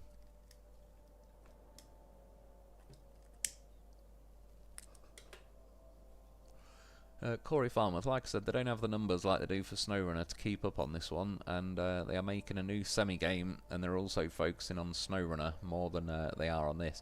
Yeah, exactly, which, like, it's fair enough. I don't mind if they release this game, they're not happy with the numbers, and they want to move on to another one, or, you know, and they sort of decide, like, we're not going to add any more DLC or whatever. But yeah, I wish they could just put a team of people on this game. Typical, it didn't do that last bit. Just to fix the bugs that are in the game, and after that, it's like fair enough if you're not adding any more DLC. Obviously, I don't think like games should be forced to add DLC, but what I was saying earlier is like they should be forced to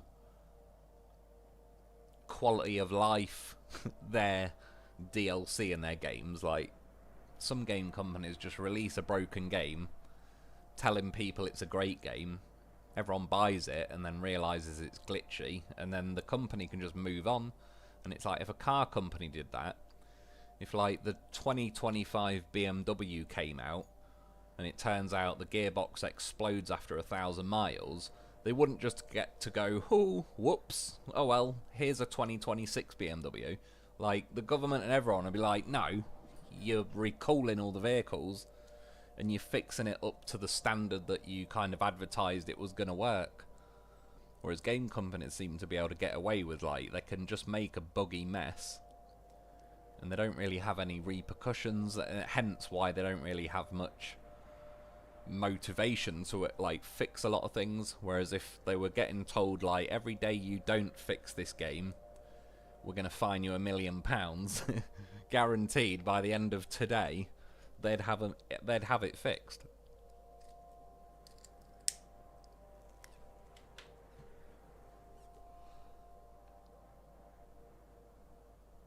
I mean, that is out the water, so really I just need to have to repave the bloody thing.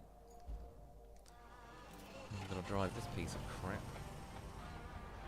Oh my god, and it's stuck in low range. And if I press X, it'll enter the road construction thing.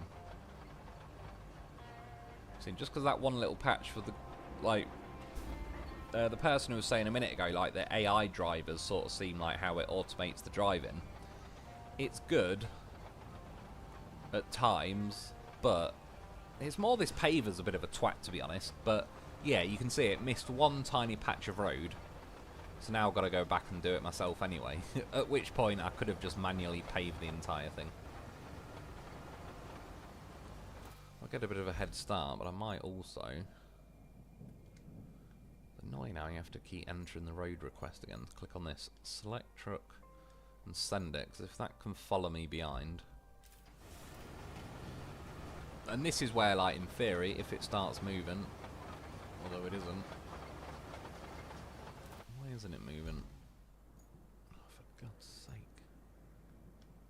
Hello, road request. What?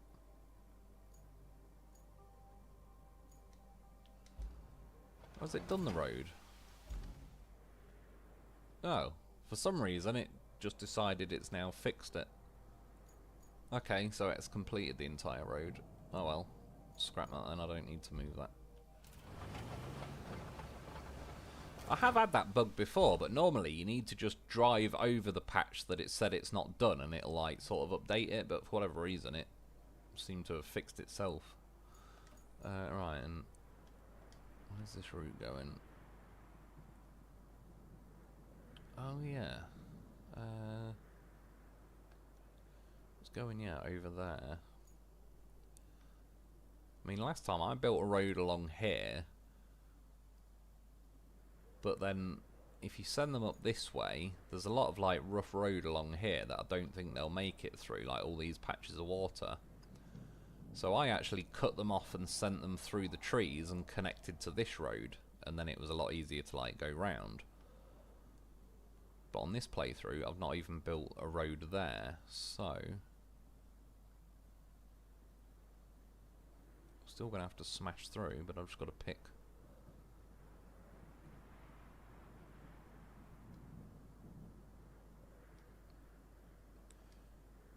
Obviously, you don't want to hit any unkillable trees.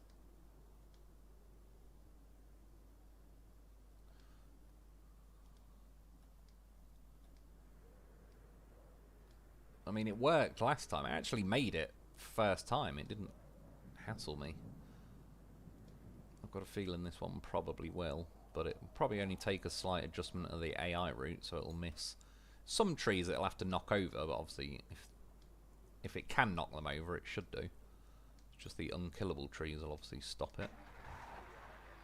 I think it's Vorons, so they've got a decent chance. I mean, again, in theory, if it can make it across like this first bit to here, last time I brought the line from like there, so it should do. Let's see, it's only sending this one as well because it's already making the route green, so there is hope. Let's actually have a little watch, because last time I just went off and did something else, and by the time I came back, yeah, like he's knocking trees over. No, the cat's turned up. Oh, that might be a killable tree. You might just have to have a bit of a run up.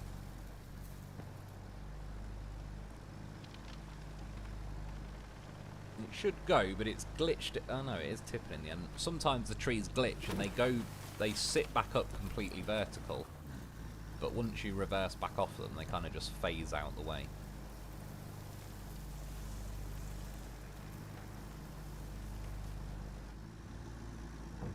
So, like, once you reverse it, I mean, it just carried on tipping then. Again, though, he's making his way.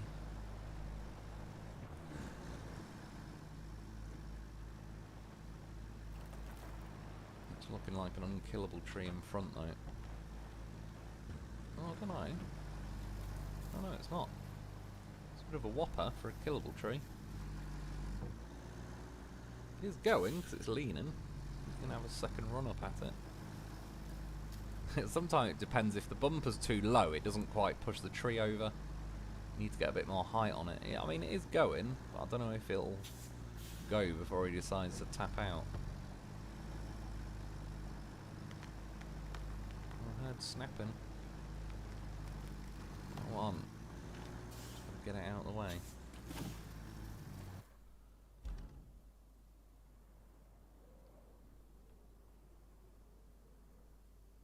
I mean, yeah, it does potentially make life easier in this game once you sort of realise that you can send the AI vehicles through the forest. And they kind of do just smash, like, their own route. Because the good thing is, say, for example, like, they've specifically gone to effort to make this very well, for a start, the vehicle drown there, but if you put sand over there, like, the rest of it's boggy and whatnot, and then obviously going all up and round here, but they don't put as much effort into making, like, the forest mud ridiculous, because they assume it's just, you know, the forest, you're not really going to drive in there that much.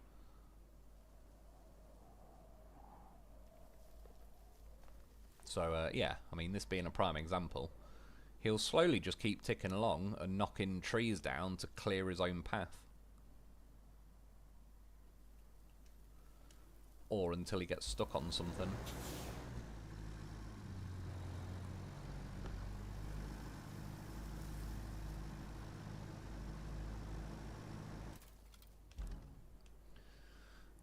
Right, what else have I got to do? We'll keep an eye on him, but I'll just see what else I've got to do while waiting for him to tick along. Oh yeah, clear the area. And what is it? 5 steel beams and 5 logs. So I might go and buy them, which will be from down here. And then I'll drive up with the materials, and then once I'm here, I'll clear those zones out. Where is it? I just want to see if he gets to here. I'm pretty much laughing, because then he's going to connect up to the road I've built, and then it's only to there. but I just want to make sure he gets out of the forest. I wonder if that's an unkillable tree. Just glanced off it. Yeah, I mean, he's making it.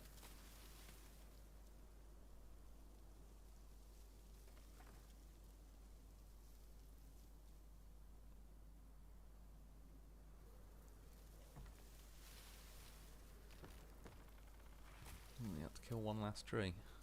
Good for him.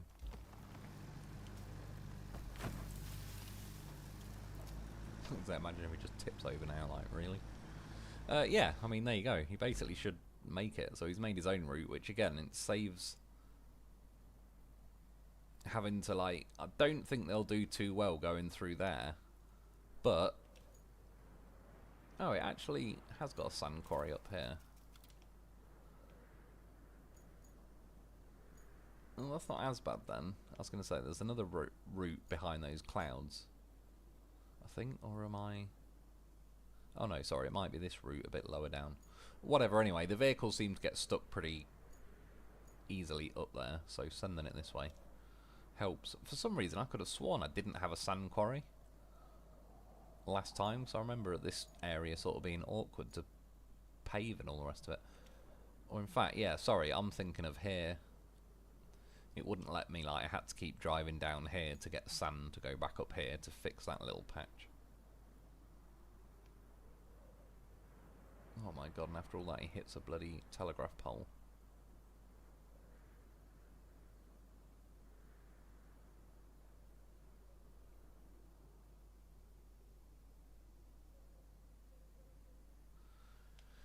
He's made it. I'm pretty sure I drew the line like... no, it probably was cutting across a little bit.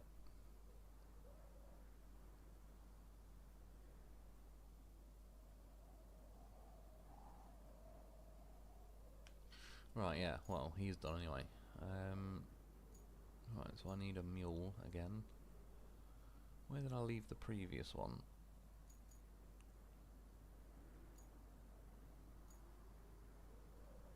Where was... oh yeah, that was it. I knew there was one laying around that wasn't up to much. So, tunnel exit base. And what was it? 5 beams and 5 logs. It's not too bad. This way.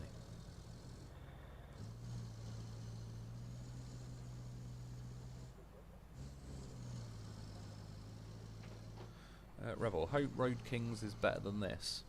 Yeah, true. It's one of them, really. It may, like, whether it is or isn't, I think it'll, again, depend on, like, the player base. If the game doesn't sell well, they'll just move on and probably leave whatever bugs are in it. But if it sells well, they'll kind of go through and keep smoothing it out and tweaking it and all the rest of it. So it's almost one of them. You've got to keep your fingers crossed that the game's popular enough for them to bother fixing it.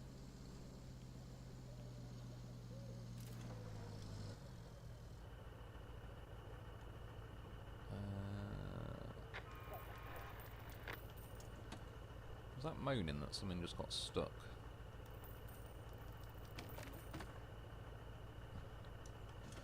This is why I didn't do it last time. I load up the beams before I put the logs in normally. For that reason, it spawns the logs on top of the beams.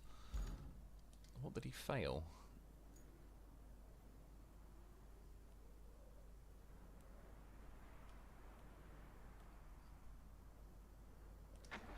It failed on like the most easy part. Literally built a road. Perfectly flat and smooth. See what I mean though? He's definitely swerving off versus the line I've drawn. He's not completely middling it. That's why you got to keep an eye on him. Right, anyway.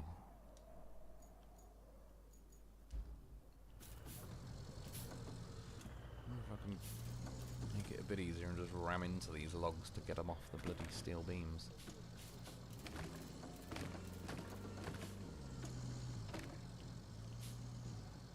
Because otherwise it won't let me pick the bloody beams up, because it'll say there's a log on top of them.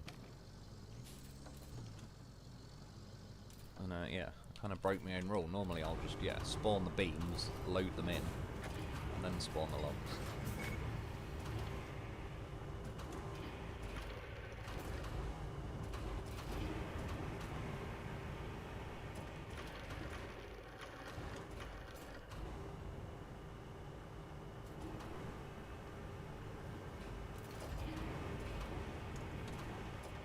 Rebel, they probably get tired of hearing from me. Who's that? Who's that shithead again? What is that with Roadcraft? Like with the bugs and that? Rebel, you're teaching us how to fix things, not them. Yeah, exactly. I mean, that's partly like the original intention of making videos was to like help in some kind of way with something. So strictly speaking, if there is a bug, like being able to make a video on how to get around it is got its own merit to it. But yeah, just in the scheme of things, the fact that like certain easy bugs have been in the game for months and they haven't fixed them just shows a general like they've just basically given up on the game already, which is sort of not a good sign.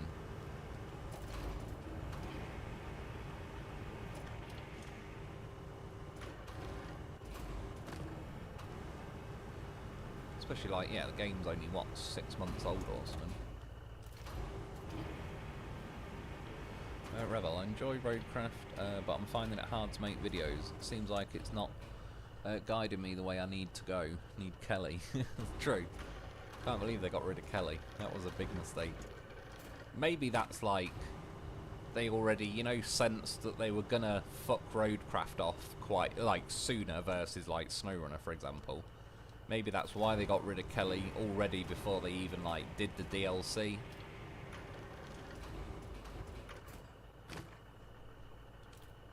But yeah, either way, should bring Kelly back. She was a good addition to the game, I reckon.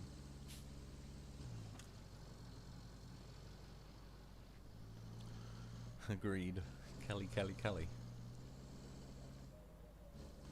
At least you can play the original. Go back, get some Kelly yapping along again. I'm going to have to because I'm stubborn, but I wouldn't recommend it. I'm going to see if I can climb up this hill. I managed to last time, but it went incredibly slowly. Yeah, pretty much the same thing. It'd probably be quicker just to go round.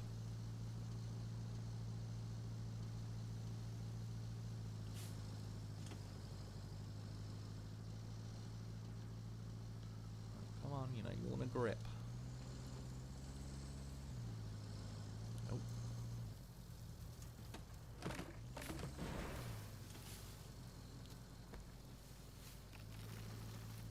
Trees out of the way, they're hogging all the good grip sections. I mean, it did get up here last time, but fuck it, I will go around the long way then. I'm sure if I sat there and just squeezed the throttle for long enough, it would eventually get up there, but there's no point. I'll just end up wasting 5 minutes just out of stubbornness. Which, for the record, I did on my normal playthrough, but again I can edit out 4.9 minutes of it. Sorry, I'm just, again, damn, I am pretty behind in the old comments. That's what Kelly said. Easy mode. Axel has me looking into ATS. Axel D. Yeah, is that American Truck Simulator?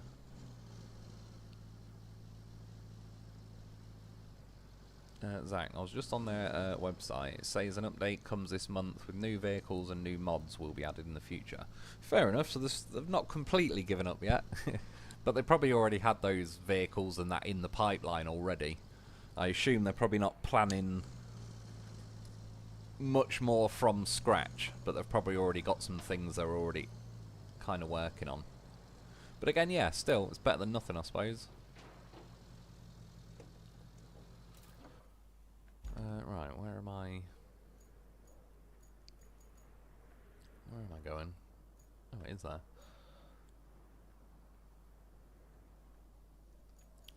I don't really want to drive through that way, because it's a pain in the arse.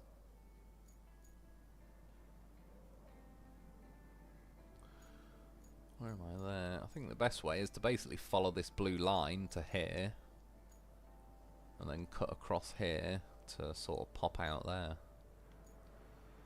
So I know where I'm going up to here, but after that, I don't know, just gonna ram through the trees really. I just want to avoid like all that mud. That should do her.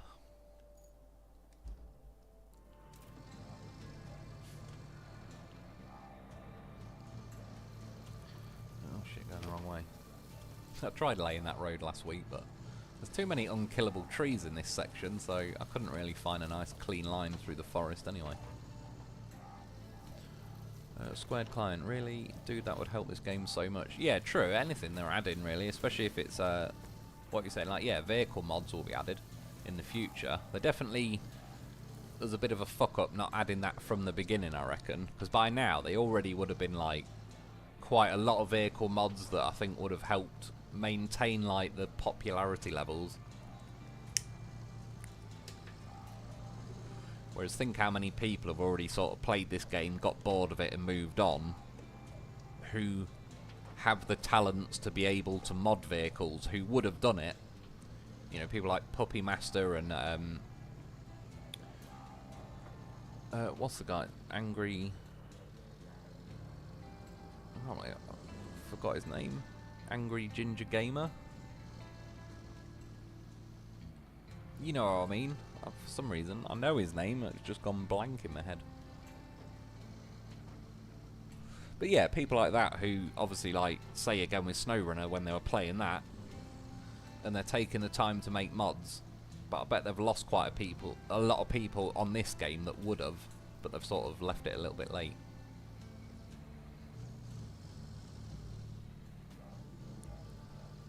Rebel Zach, it might be too late, but I'm interested. Not really nothing else to do. Can't go outside, work anymore, get worn out and feel bad for days. Yeah, that doesn't help. What sort of, like, have you ever played anything like Elder Scrolls or anything, Rebel? Like, are you into that sort of game?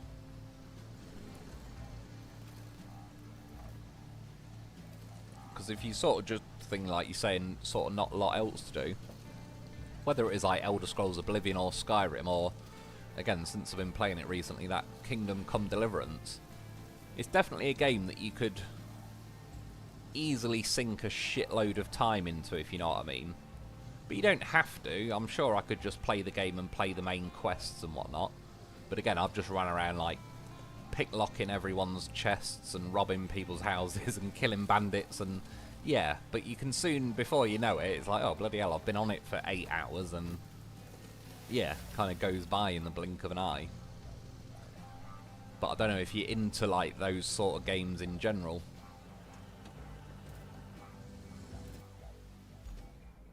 Is that where it wants the materials, I assume? So it'd help if I was tracking the objective.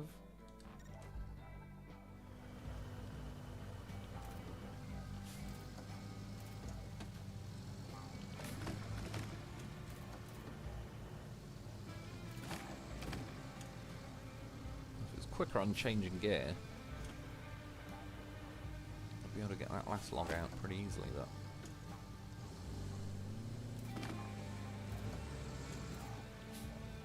I'll try it just completely not putting the handbrake on. No, it's still slow as fuck.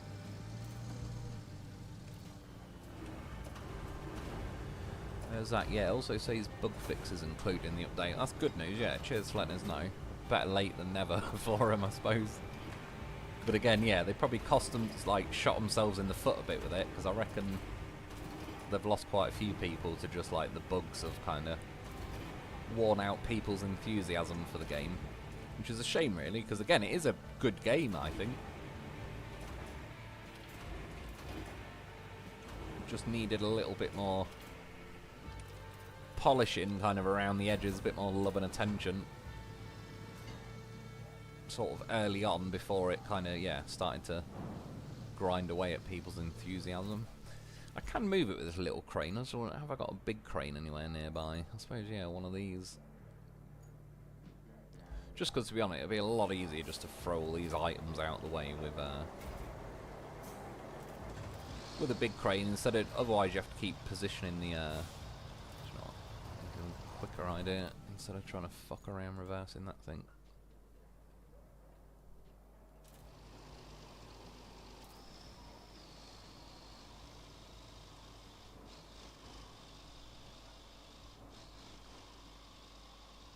Squared client, what's the site?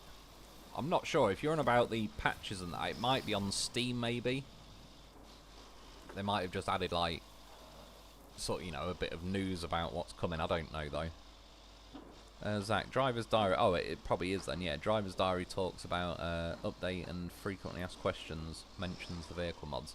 Yeah, well, cheers for letting us know, man. Sorry, I'm just quickly scrolling back down some more of the comments. Rebel, glad I've restarted. Maybe things will be better by the time I'm almost done. Got 4 maps to go in easy mode. Zach, where's that channel? I'll go complain. Thank you, Professor. Rebel, I'll tell them to watch Wolf to get things right. True. Just park a bulldozer on the pipe, quit and reload. It saved the day. Oh, shit. Rebel, yeah, got year 5. Yeah, exactly. I think, like, everyone I've heard that played SnowRunner apparently has already got year 5, and obviously that's before it's even come out, if you know what I mean. They've only just given us, like, the last bit of year 4, so... Again, popularity-wise, it seems like they don't have a hard time selling the next thing. I think already, actually, haven't they added, like, some new vehicles as well for SnowRunner? And I'm sure I bought them the other day as well. I had, like, a little bit of money left in the Steam wallet, and just while I saw it. I'm pretty sure I got them.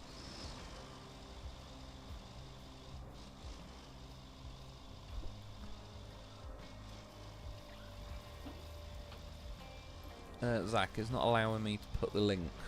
Yeah, it does. For some reason, it doesn't really let you. Like, it's not me stop it. I haven't clicked anything to say, like, don't allow links, but I think YouTube in general. I think, obviously, because some people post, like, malicious links, and then, I don't know, maybe someone got, like, rickrolled one too many times at YouTube, and they just, yeah, for some reason, they delete loads of links.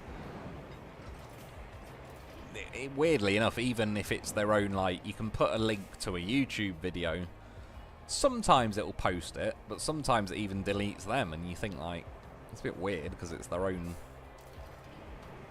it's linking it to their own YouTube site anyway, so you wouldn't think you'd have to worry about that. Rebel, I remember your idea for a flatbed trailer with a crane. Yeah.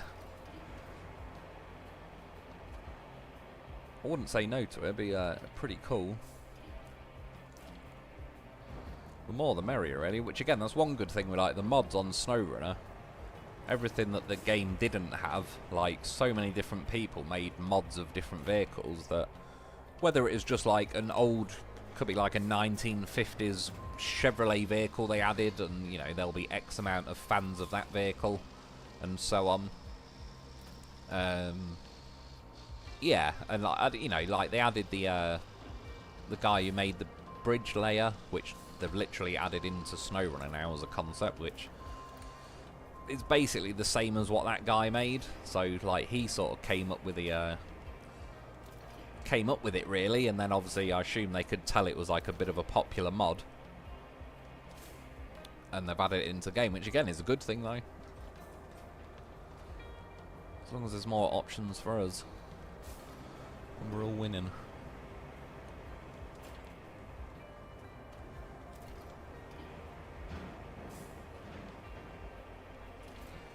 Rebel, pull it where you want and leave it. That's what she said. Yeah, I know what you mean though, exactly. If you had like a flatbed trailer that had a crane on, and yeah, instead of leaving the entire crane vehicle every time, you could have like sort of modular little trailer sections that you could drop off and that, and yeah, have like a purpose built little crane thing, trailer that you can leave in places. What else needs oh, fucking hell, one stupid little barrel.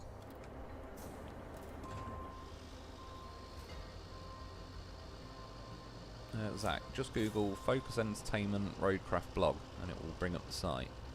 Rebel, thanks Zach, and Squared Client, thanks. Oh yeah, Zach, well I remember, what was your firearms channel thing called? I tried looking for it and I couldn't find it. It just, I typed it in and I don't know, it kept bringing up loads of just, you know, like generic firearms videos, but as I was scrolling through, it just, I never was able to find, like, your channel. But I can't remember if I typed in the name correctly. I think I did. Well, I think I did, like, Zach's Firearms or something like that. I can't quite remember now, but when you said it a week or two ago, obviously I went and did it, like, a day after or something, and I think I remembered a bit better then.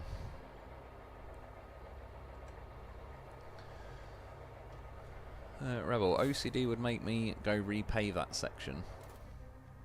To be fair, it kind of bumped itself getting done. Like, are you on about this? Like, once... I think once the roller finished, it kind of just automatically decided it completed the road and sort of updated it.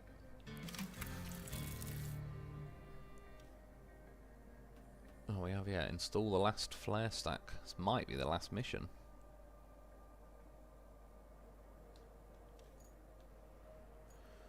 Oh, yeah, because I remember last time, yeah. Because I tried to install the flare stack and then it made me drive it over here, didn't it? So now it's going to want me to deliver it back over here. So again, I could do with a crane, really. Like that big one. Grab that.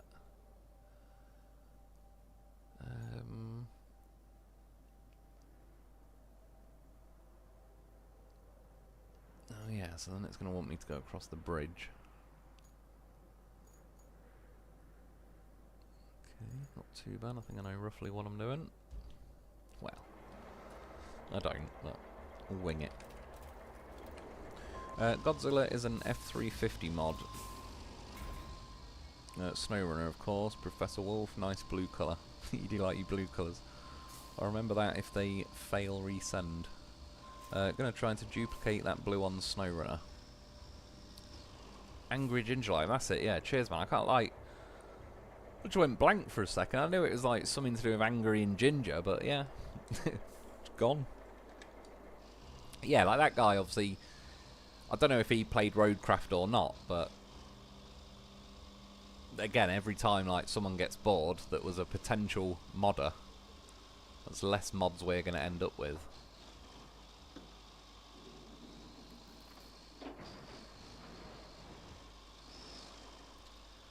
Rebel, I've just been playing SnowRunner since it came out, that's why I restart a lot. Yeah, true, I must admit you do, but you got quite a few playthroughs under your belt by now. Rebel, I'll look into it. Eldercraft. Elder Scrolls Oblivion. Well, there's the game in general is called Elder Scrolls, but then there's obviously each individual game. The two you'd probably want to look at would be either Oblivion or Skyrim. Skyrim's the newest one. Oblivion's a fair bit old now, but they did actually, like, a couple of months ago, I think, released Oblivion Remastered, so it is actually, like, sort of been updated and whatnot. Yeah, again, either that sort of game, or, like I say, that Kingdom Come Deliverance I've been playing is sort of a similar concept. Elder Scrolls has got a bit more, like... It's like an open world thing where you're running around and you're doing missions and you can rob people, and a similar thing. You've also got magic and that on there, and some of the people look a bit like elves and orcs and all that sort of stuff. For what it's worth, anyone that doesn't like sort of the orcs and elves and all that sort of stuff, that Kingdom Come Deliverance is basically very similar to Oblivion, but it's set in like 1400 or whatever. It's basically medieval.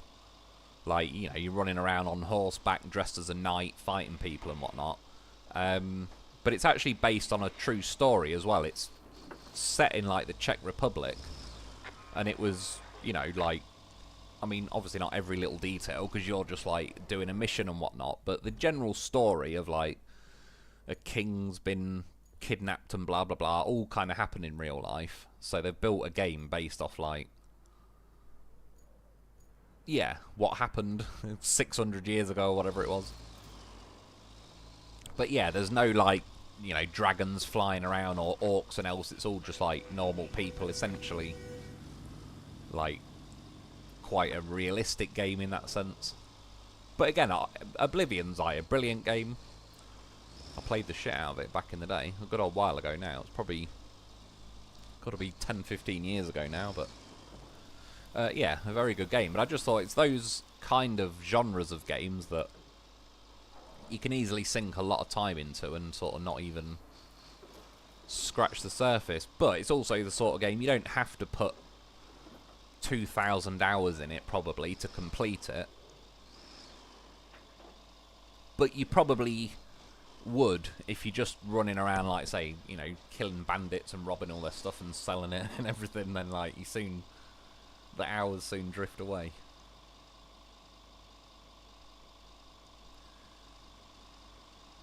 Rebels, so you just said it and I can't recall what you said. It's all good, I'm the same. Like, in the last few years, my memory has gone to shit. And I say that as, like, I used to have a really good memory, like, not quite photographic memory, but pretty damn good. And yeah, the last couple of years just gone. Used to have my mind like a nicely organised filing cabinet, and now it's like, yeah, like a filing cabinet after it's been hit by some kind of hurricane, and I can't really remember. Yeah, it's stuff I said 2 minutes ago seems to go now. Corey, this is the reason why I quit playing Roadcraft, because of all the glitches and bugs. Yeah, exactly, it's definitely killing it a bit. Brillinia, Elder Scrolls Online is huge. After 10 years of changes, tweaks and expansions, still has the occasional bug though. Is it what's, like, happens with the online then? Because I've heard of it, I've never been on it or anything. It's a bit like the same with Grand Theft Auto for me. I kind of avoided the online thing and just did the single player mode.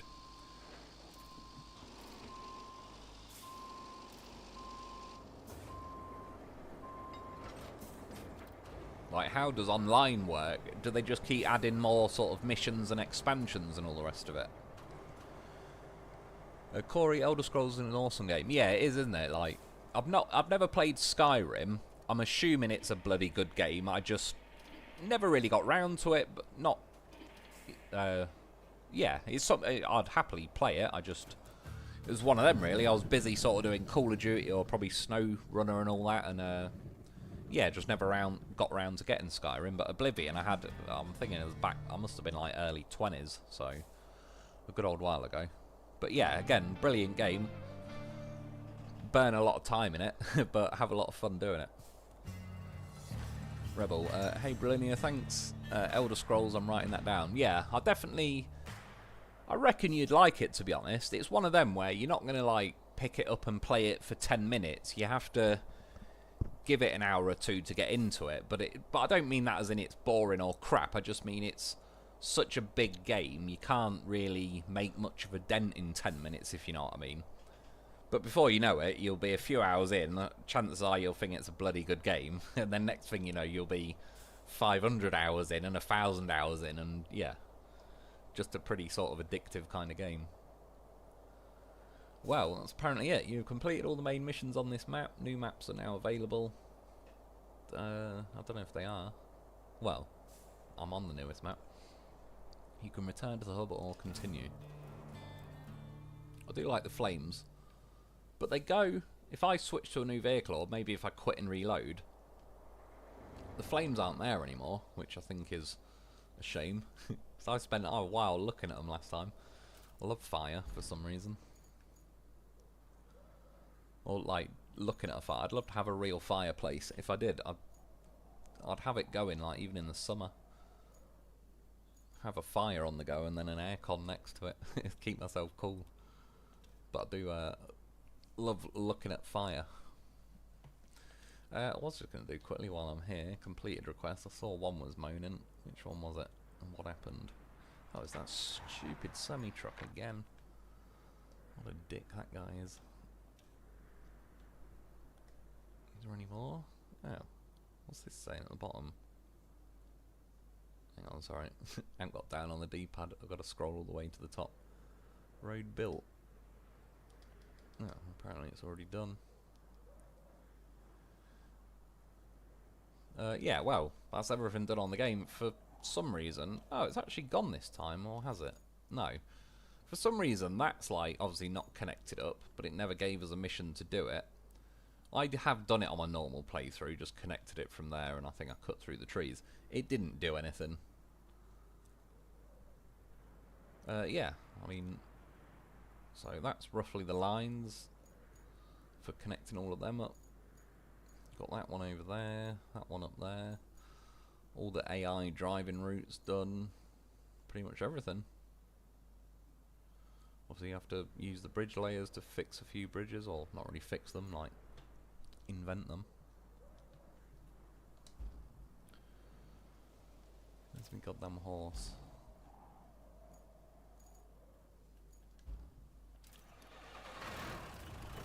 For a little drive over the factory, just while I read a couple of comments and catch up.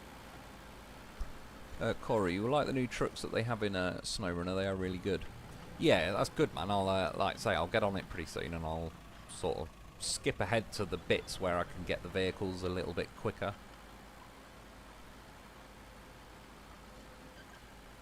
Brilliant. Elder Scrolls Online is an MMORPG. Morrowind and Oblivion are single-player. Elder Scrolls games like Skyrim, same lore. I remember Morrowind, like when I was about 14 years old, my mate played Morrowind, and I played it a bit, but to be honest, I didn't really know what I was doing, and he did, so I ended up just chilling around his house. And I'd watch him play it a lot, because it was like, yeah, he knew what he was doing, and that was sort of what originally got me, like, I quite liked the game. So Morrowind was like my first viewing of that sort of game and all the rest of it, and then yeah, when like, you know, 5 years later or whatever, when Oblivion came out, I bought that and yeah, absolutely hammered it.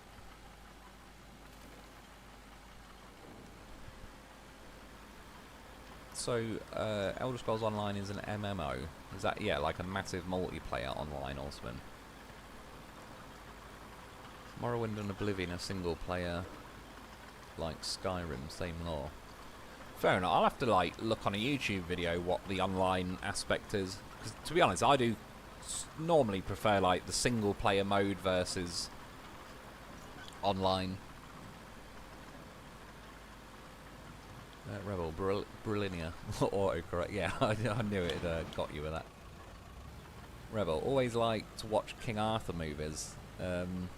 Oh, if you do, then you'll probably like that Kingdom Come Deliverance game, because it's, as near as makes no difference, the equivalent of like a King Arthur kind of game where, you know, there's castles and little forts and all the rest of it, and you got to do various missions and whatnot.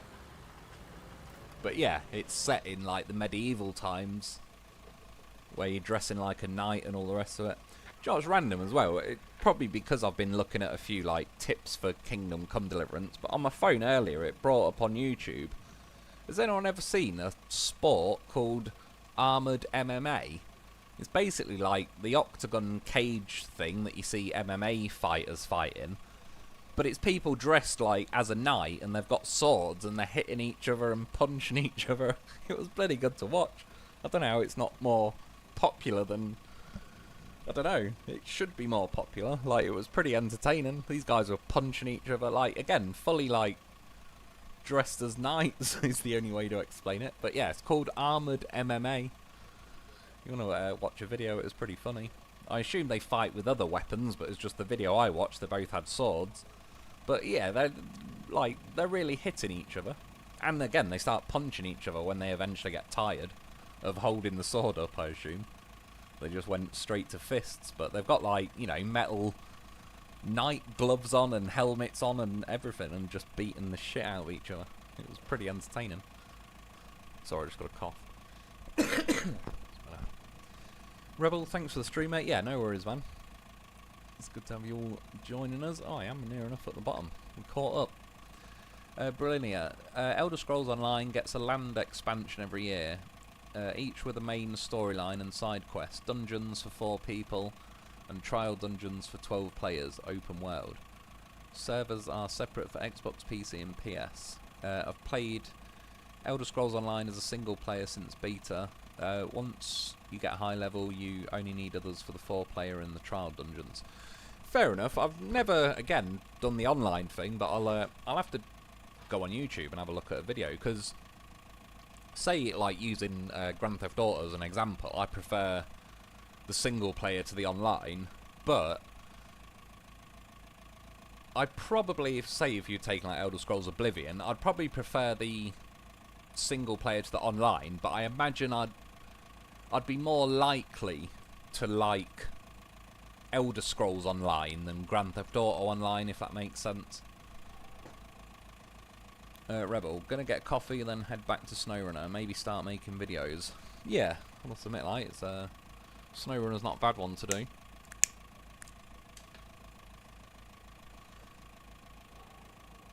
And a coffee. In fact, I'm gonna go and get one myself in a minute, and my cat's floating around. He's waiting to get fed. What time is it? How long did it? Oh, it's 5. So what was it? About 2.5 hours. Bit of a shorter stream than normal, but yeah. Oh, in fact, well, I am done, but say goodbye to the loaf. It's been good. It's been real. Well, again, I'm sure when they release something else on this game, I'll be back and we'll get more loaf action. One I want to check, just that it's 100% and all the rest of it, which it should be. And the other thing I want to do just quickly is load up Sandswept, because I'm already... Is it Sandswept? I'm already like got a load of items to sell, but for some reason, since they did the update, it wasn't letting me sell them. Yeah, it was this map. So I just want to say, I'm already should be there with like the vehicles and everything, so when I was selling the items at the shop, it was taking them, but it wasn't paying me the money for them. But it did once or twice, but I don't really know why or what was making the difference. But I think they might have patched it because various people, me included, glitched it, so I spawned like 1,000 different items. And I think they might have made it so you can't really sell them as easily. But we'll find out. Oh yeah, because now I think you can make this thing lay the square down now. You don't have to just kind of wing it and hope it'll... Yeah, activate resource. Yeah. Right, now switch to that. No, I don't want to open shop. I want to open, I don't know, resource, yeah. Just move a bit out of the way. Oh, it's spawning them. Alright, spawn 20. So I've got 113,000.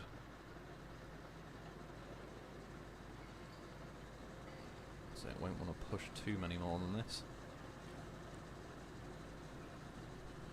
Right, so we're all agreed that is officially in the shop. I've got to wait for it to say shop.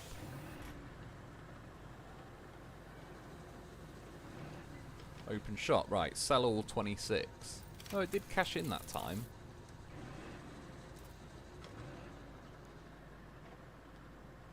Oh, I'll move these and then I'll show you, like, I basically drove the warden thing a bit nearer. So this yellow square was overlapping the green square, so I could spawn them straight into the shop. Which was working the first time I did it, but then for some reason it sort of stopped working.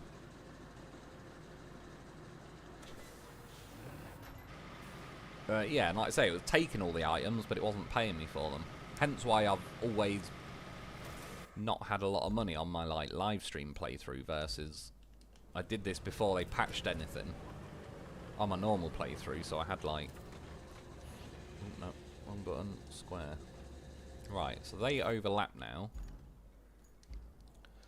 So in theory, if I spawn steel beams, they should be within that green. No, look, typical, they're just outside of it. It's like it's purposely trying not to... Oh, a few spawned in the middle for some reason. Let's just do a big pile anyway. There we go, that's more like it. Raining down. I can't move the camera up, or I would. But they're basically just spawning in thin air and dropping down.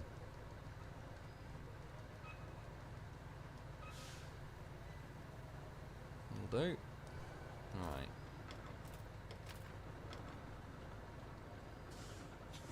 See, when it let me sell them a minute ago and it worked, I only sold a few. It seemed like when I did more, like I am now. Open shop. See there, I'm sure it was in the shop. Oh no, it might have bumped off it and gone back to resource storage.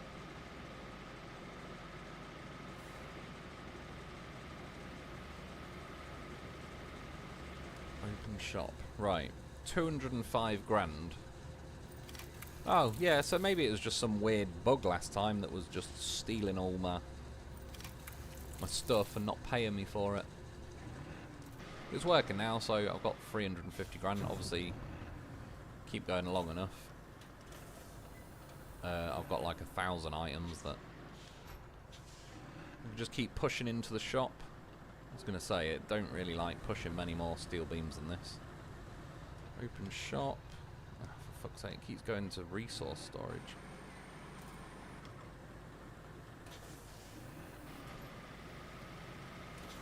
I wonder if they made that more trollish. Because normally it brought up the shop a lot easier, but now it's kind of staying on resource storage. Come on, say shop.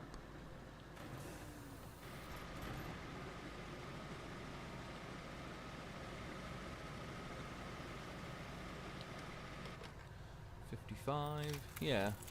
Well, it's working better than it was, so at least we know that works.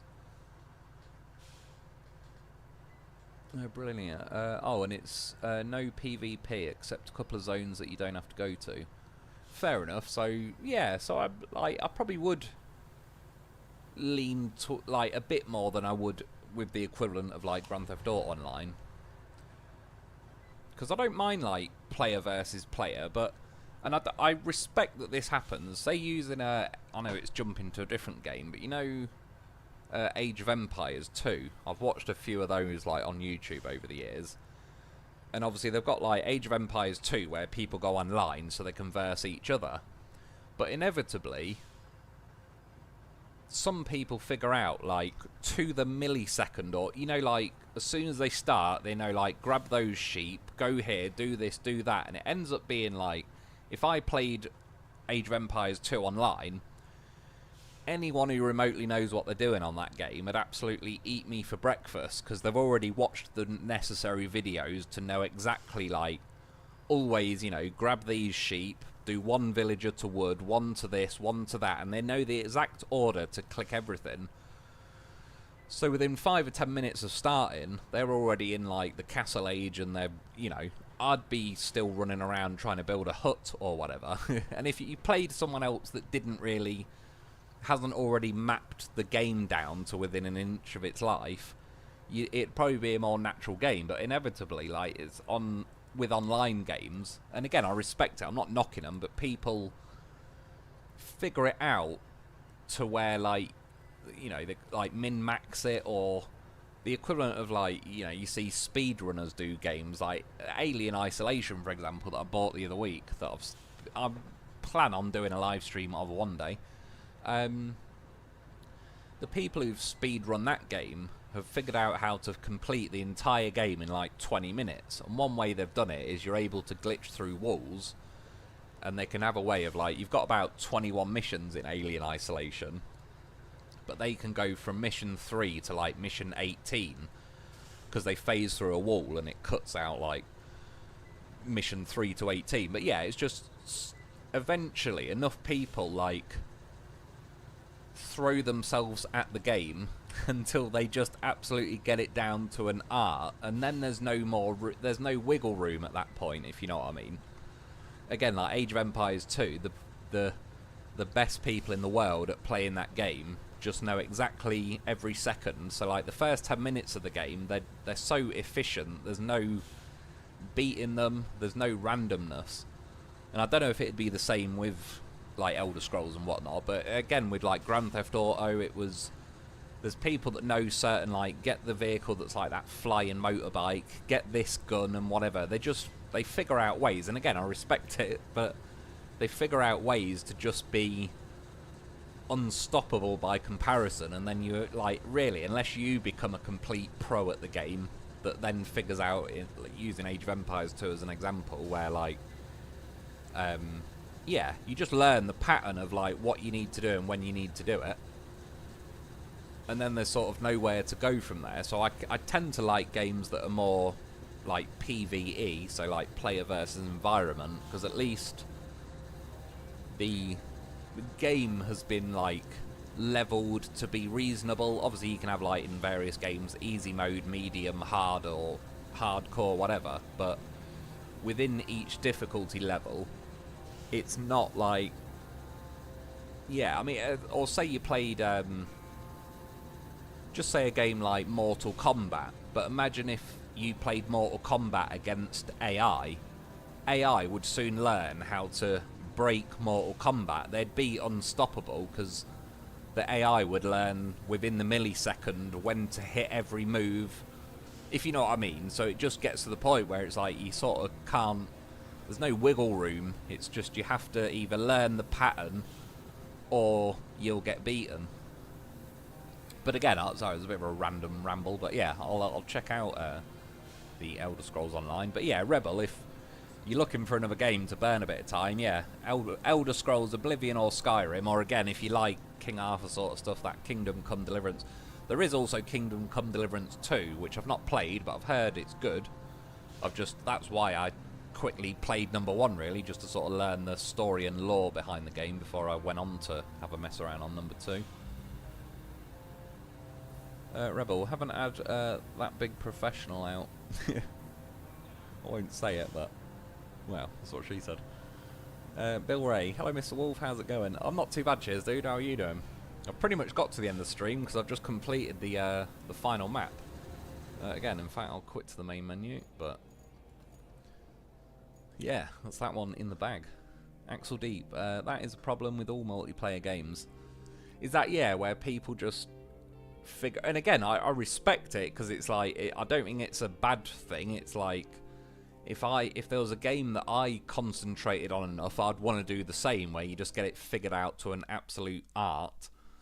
But essentially it gets to the point there's nowhere else to go once you've learned the pattern, because that's essentially all games are. I know it sounds silly, but say if you played like Grand Theft Auto, technically you could play it blindfolded if you knew the exact sequence and how much time to press each button. You would complete the game even if you were blindfolded. And do you know what I mean? Like, if you, like, AI would know what button to press when. It'd eventually learn it, or again, someone can. And obviously, no one's probably going to bother with Grand Theft Auto. But in theory, there is a sequence of buttons you could input into a remote, and you would complete Grand Theft Auto without ever looking at the screen. So yeah, and that's the thing where, like, there's too many clever people that are taken enough time to figure out the absolute, like, there's no way to improve on what they've figured out, basically. Hey Axel, hey Rebel, yeah, Axel D, how's it going, man? Rebel, that's for the shout out. For sure, buddy, anytime. Oh, I assume you mean thanks for the shout out. Rebel, you've given me an itch for ATS. It won't stop itching. You're absolutely right, Mr. Wolf. I may make another ATS video this week, Rebel. We will see.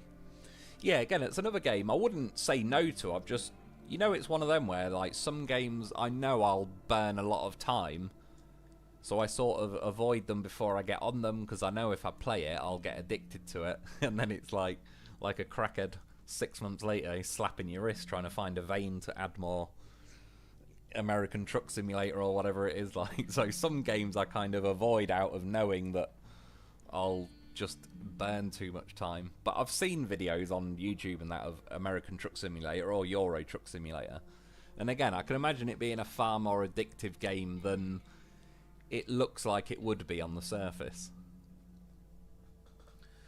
Power Stroke, I saw that you're a big fan of cars / automotive. What do you what if you do a stream car game like Assetto Corsa or something? Yeah, in theory, like, I'm definitely not against it. I would, like, when Gran Turismo 7 come out, I just didn't get it at the time. I think, again, I was sort of busy with SnowRunner, but Yeah, racing games in general I do like a lot. I'm definitely into cars and all that sort of stuff, so I certainly wouldn't rule it out. I've just got to find a game that, yeah, like whether it's Assetto Corsa or something, that's the sort of like, I think that game, didn't that used to be like more Xbox, but then PC, and all my life I've kind of been, I've always had a PlayStation, so I've always sort of been fenced off from certain games. So I'm sure games like Assetto Corsa I've never played, but I never even watched much or anything or seen it on YouTube because I just knew I couldn't play it. But now, for the first time in my life, I've actually got a PC. It sort of opened up a bunch of games that I never really got access to before. So even, yeah, like I just sort of naturally think, oh, Gran Turismo 7, just because that's like the PlayStation sphere. But to be, I don't even know if you could get Gran Turismo 7 on, say, Steam, for example. So that's probably a game I can't get, and now I'd have to go for something like Assetto Corsa. But yeah, racing games I definitely like, so if I find a game that was a racing game and I can do some videos and whatnot, yeah, I'll definitely be up for doing something like that. Axel D, it's really laid back, Wolf. I highly recommend it. I wouldn't call it as addictive as SnowRunner. Yeah, it seems one of them though that's quite chilled. I've watched, there's a guy called Squirrel that does some games, and I'm sure I watched him play it years ago, and then there's a guy on YouTube called Spiffin Brit that kind of breaks games and finds bugs and exploits. But he did like either American Truck Simulator or he might have done Euro Truck Simulator, but I assume they're pretty similar, obviously, other than one's set in Europe and one's America. And yeah, he like was breaking the game and found a way to earn shitloads of money, but nonetheless it does seem quite a chilled, laid-back game. I can see why people play it. It's one of them where, even though I've never played it, I'd sort of defend it more than, like, you can imagine someone going, oh, that looks like a boring game. What, you just drive a truck around? And it's sort of like, yeah, but I don't know. I reckon it is more addictive than it'd probably get credit for, just if you watched a video of it. Power Stroke, or a car mechanics simulator for the more chilled and slow-paced option. Like, you gotta reply the chat, do you? What's that, sorry?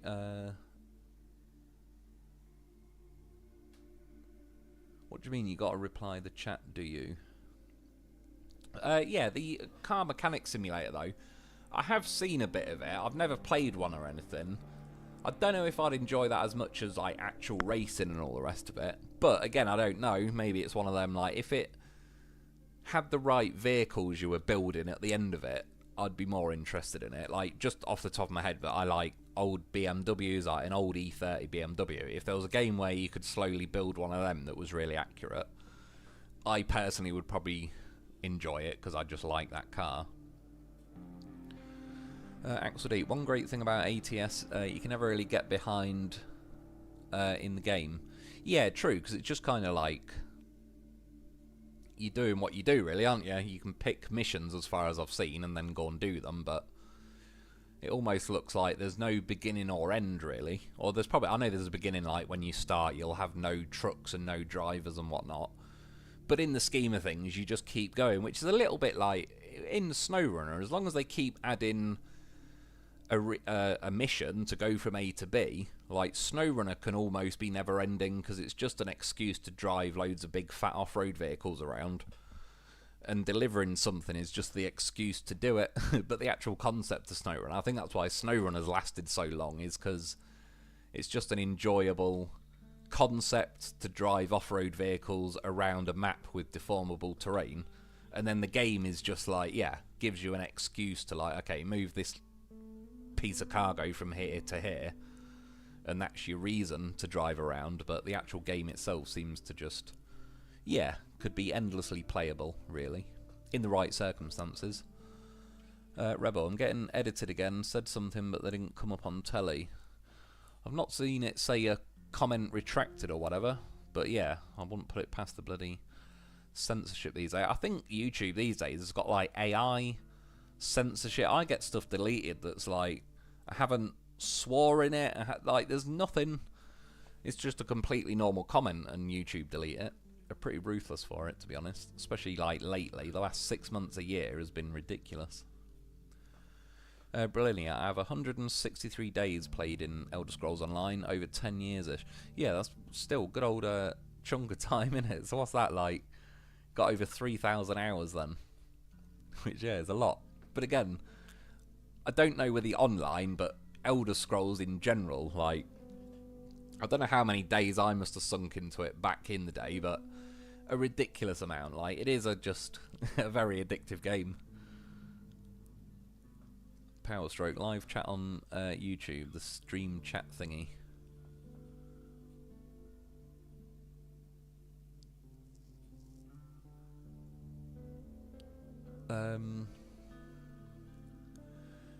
Oh yeah, you want about like now as I'm reading the comments?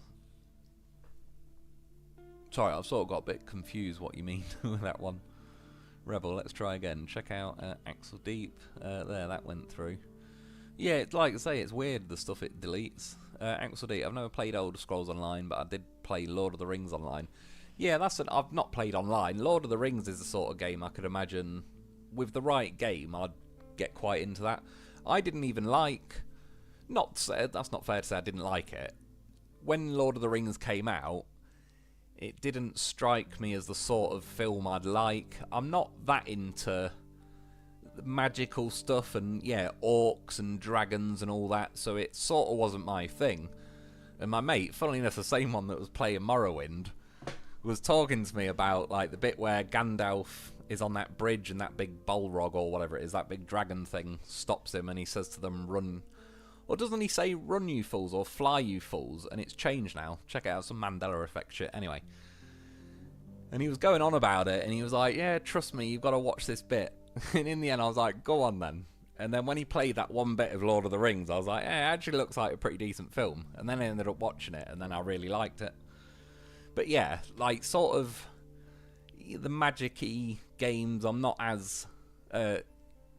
yeah, but again, like, Elder Scrolls Oblivion is probably one of my favourite games of all time. And that's, you know, similar-ish magic and orcs and elves and all this sort of stuff. But it's a bloody good game.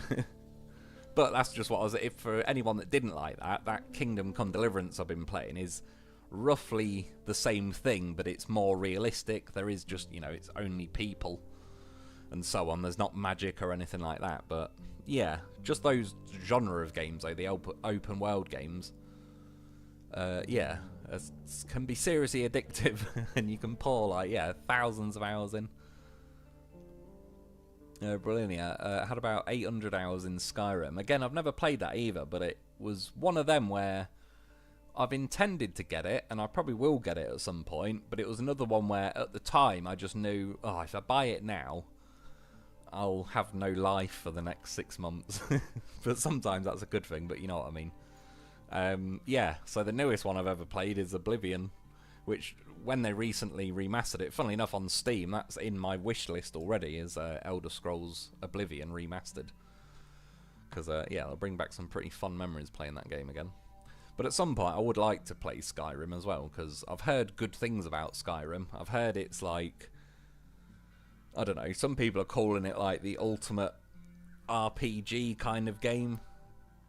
And I can imagine if it's basically Oblivion but newer.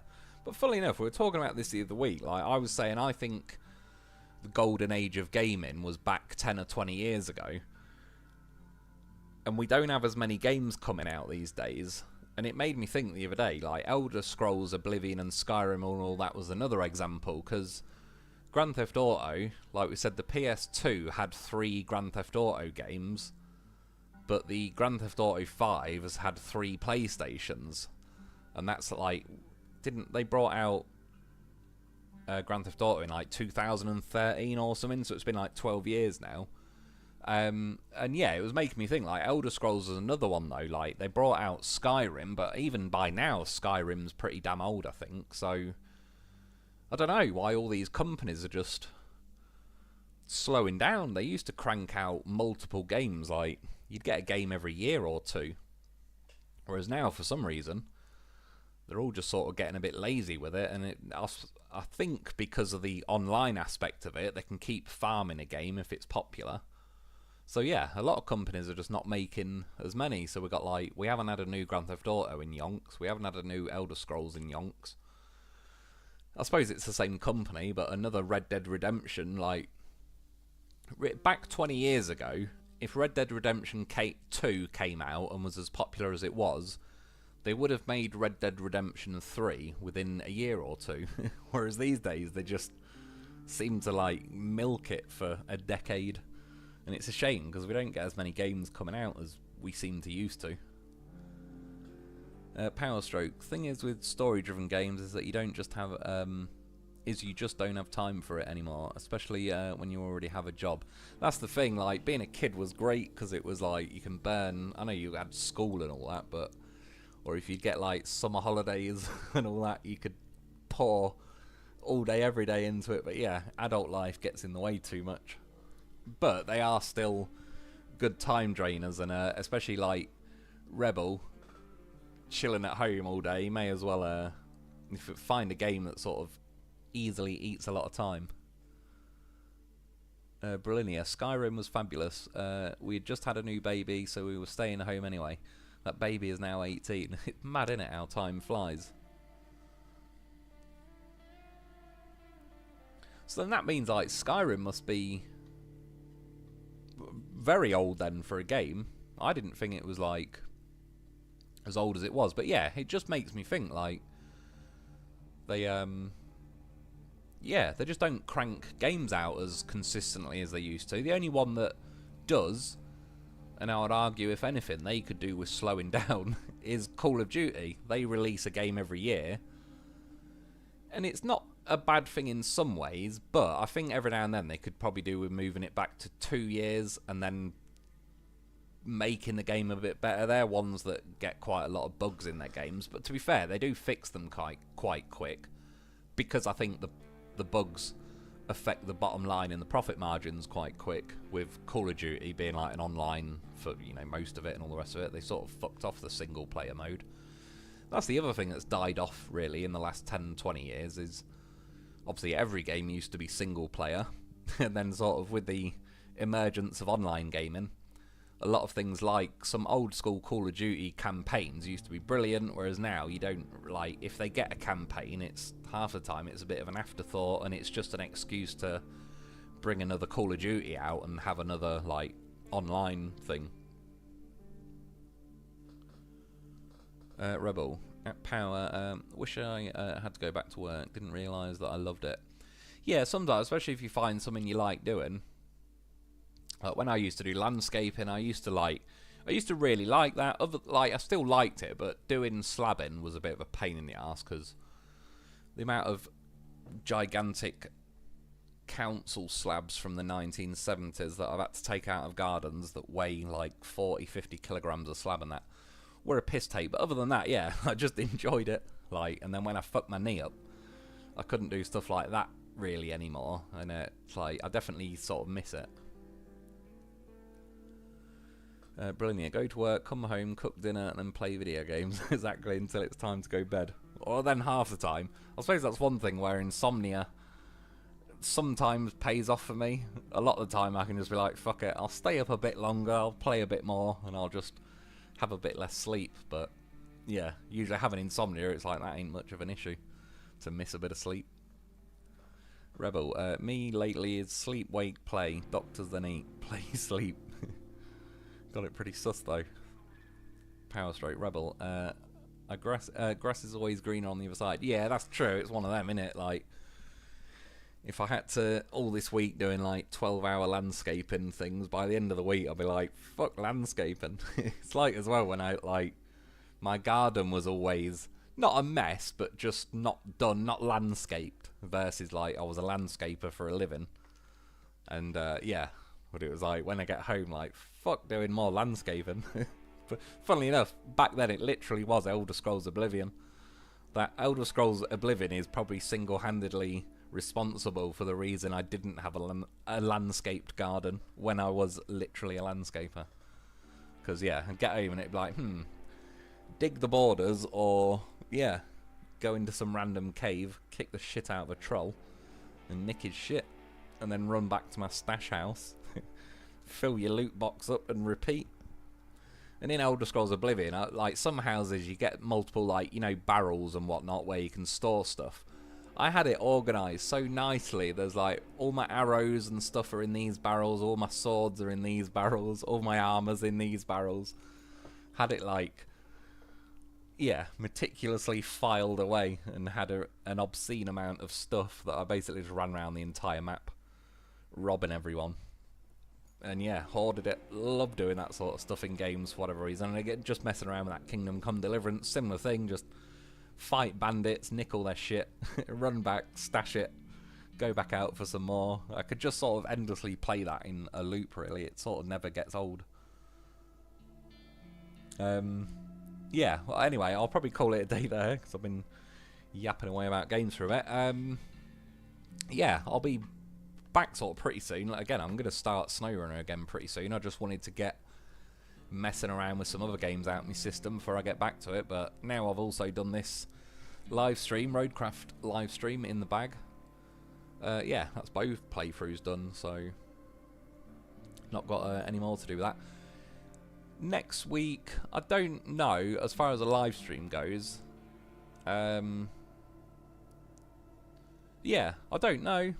I'll either not do one, or I'll find a game and I might just do, like, again, I'm not saying it will be, but I could just do something like Aliens Isolation, mess around on that. Not like I'm going to make it a constant thing, but I might just find a random game to mess about on. But yeah, worst case, I'll find something. We'll see. Rebel, have a great day, Wolf. I appreciate it, man. Yeah, cheers for popping in. Cheers, everyone, for popping in and hanging out and all the rest of it. Yeah, enjoy the rest of your morning, afternoon, evening, whatever time it is wherever you are. And like I say, one way or another, I'll be back soon. I've just got to find another game. Well, again, I know I'm going to go back to SnowRunner, but I'm sort of saving that because I know once I go back on that, I'm going to just... my life will become SnowRunner, which I'm looking forward to, but I just mean I'm having a little break before I inevitably start hammering that game again. All day, every day. Axel Deep, you too, Rebel. Thanks, Wolf. Good stream. Yeah, I appreciate it, man. Cheers, everyone. And yeah, like I say, enjoy yourselves. And I'll be back soon.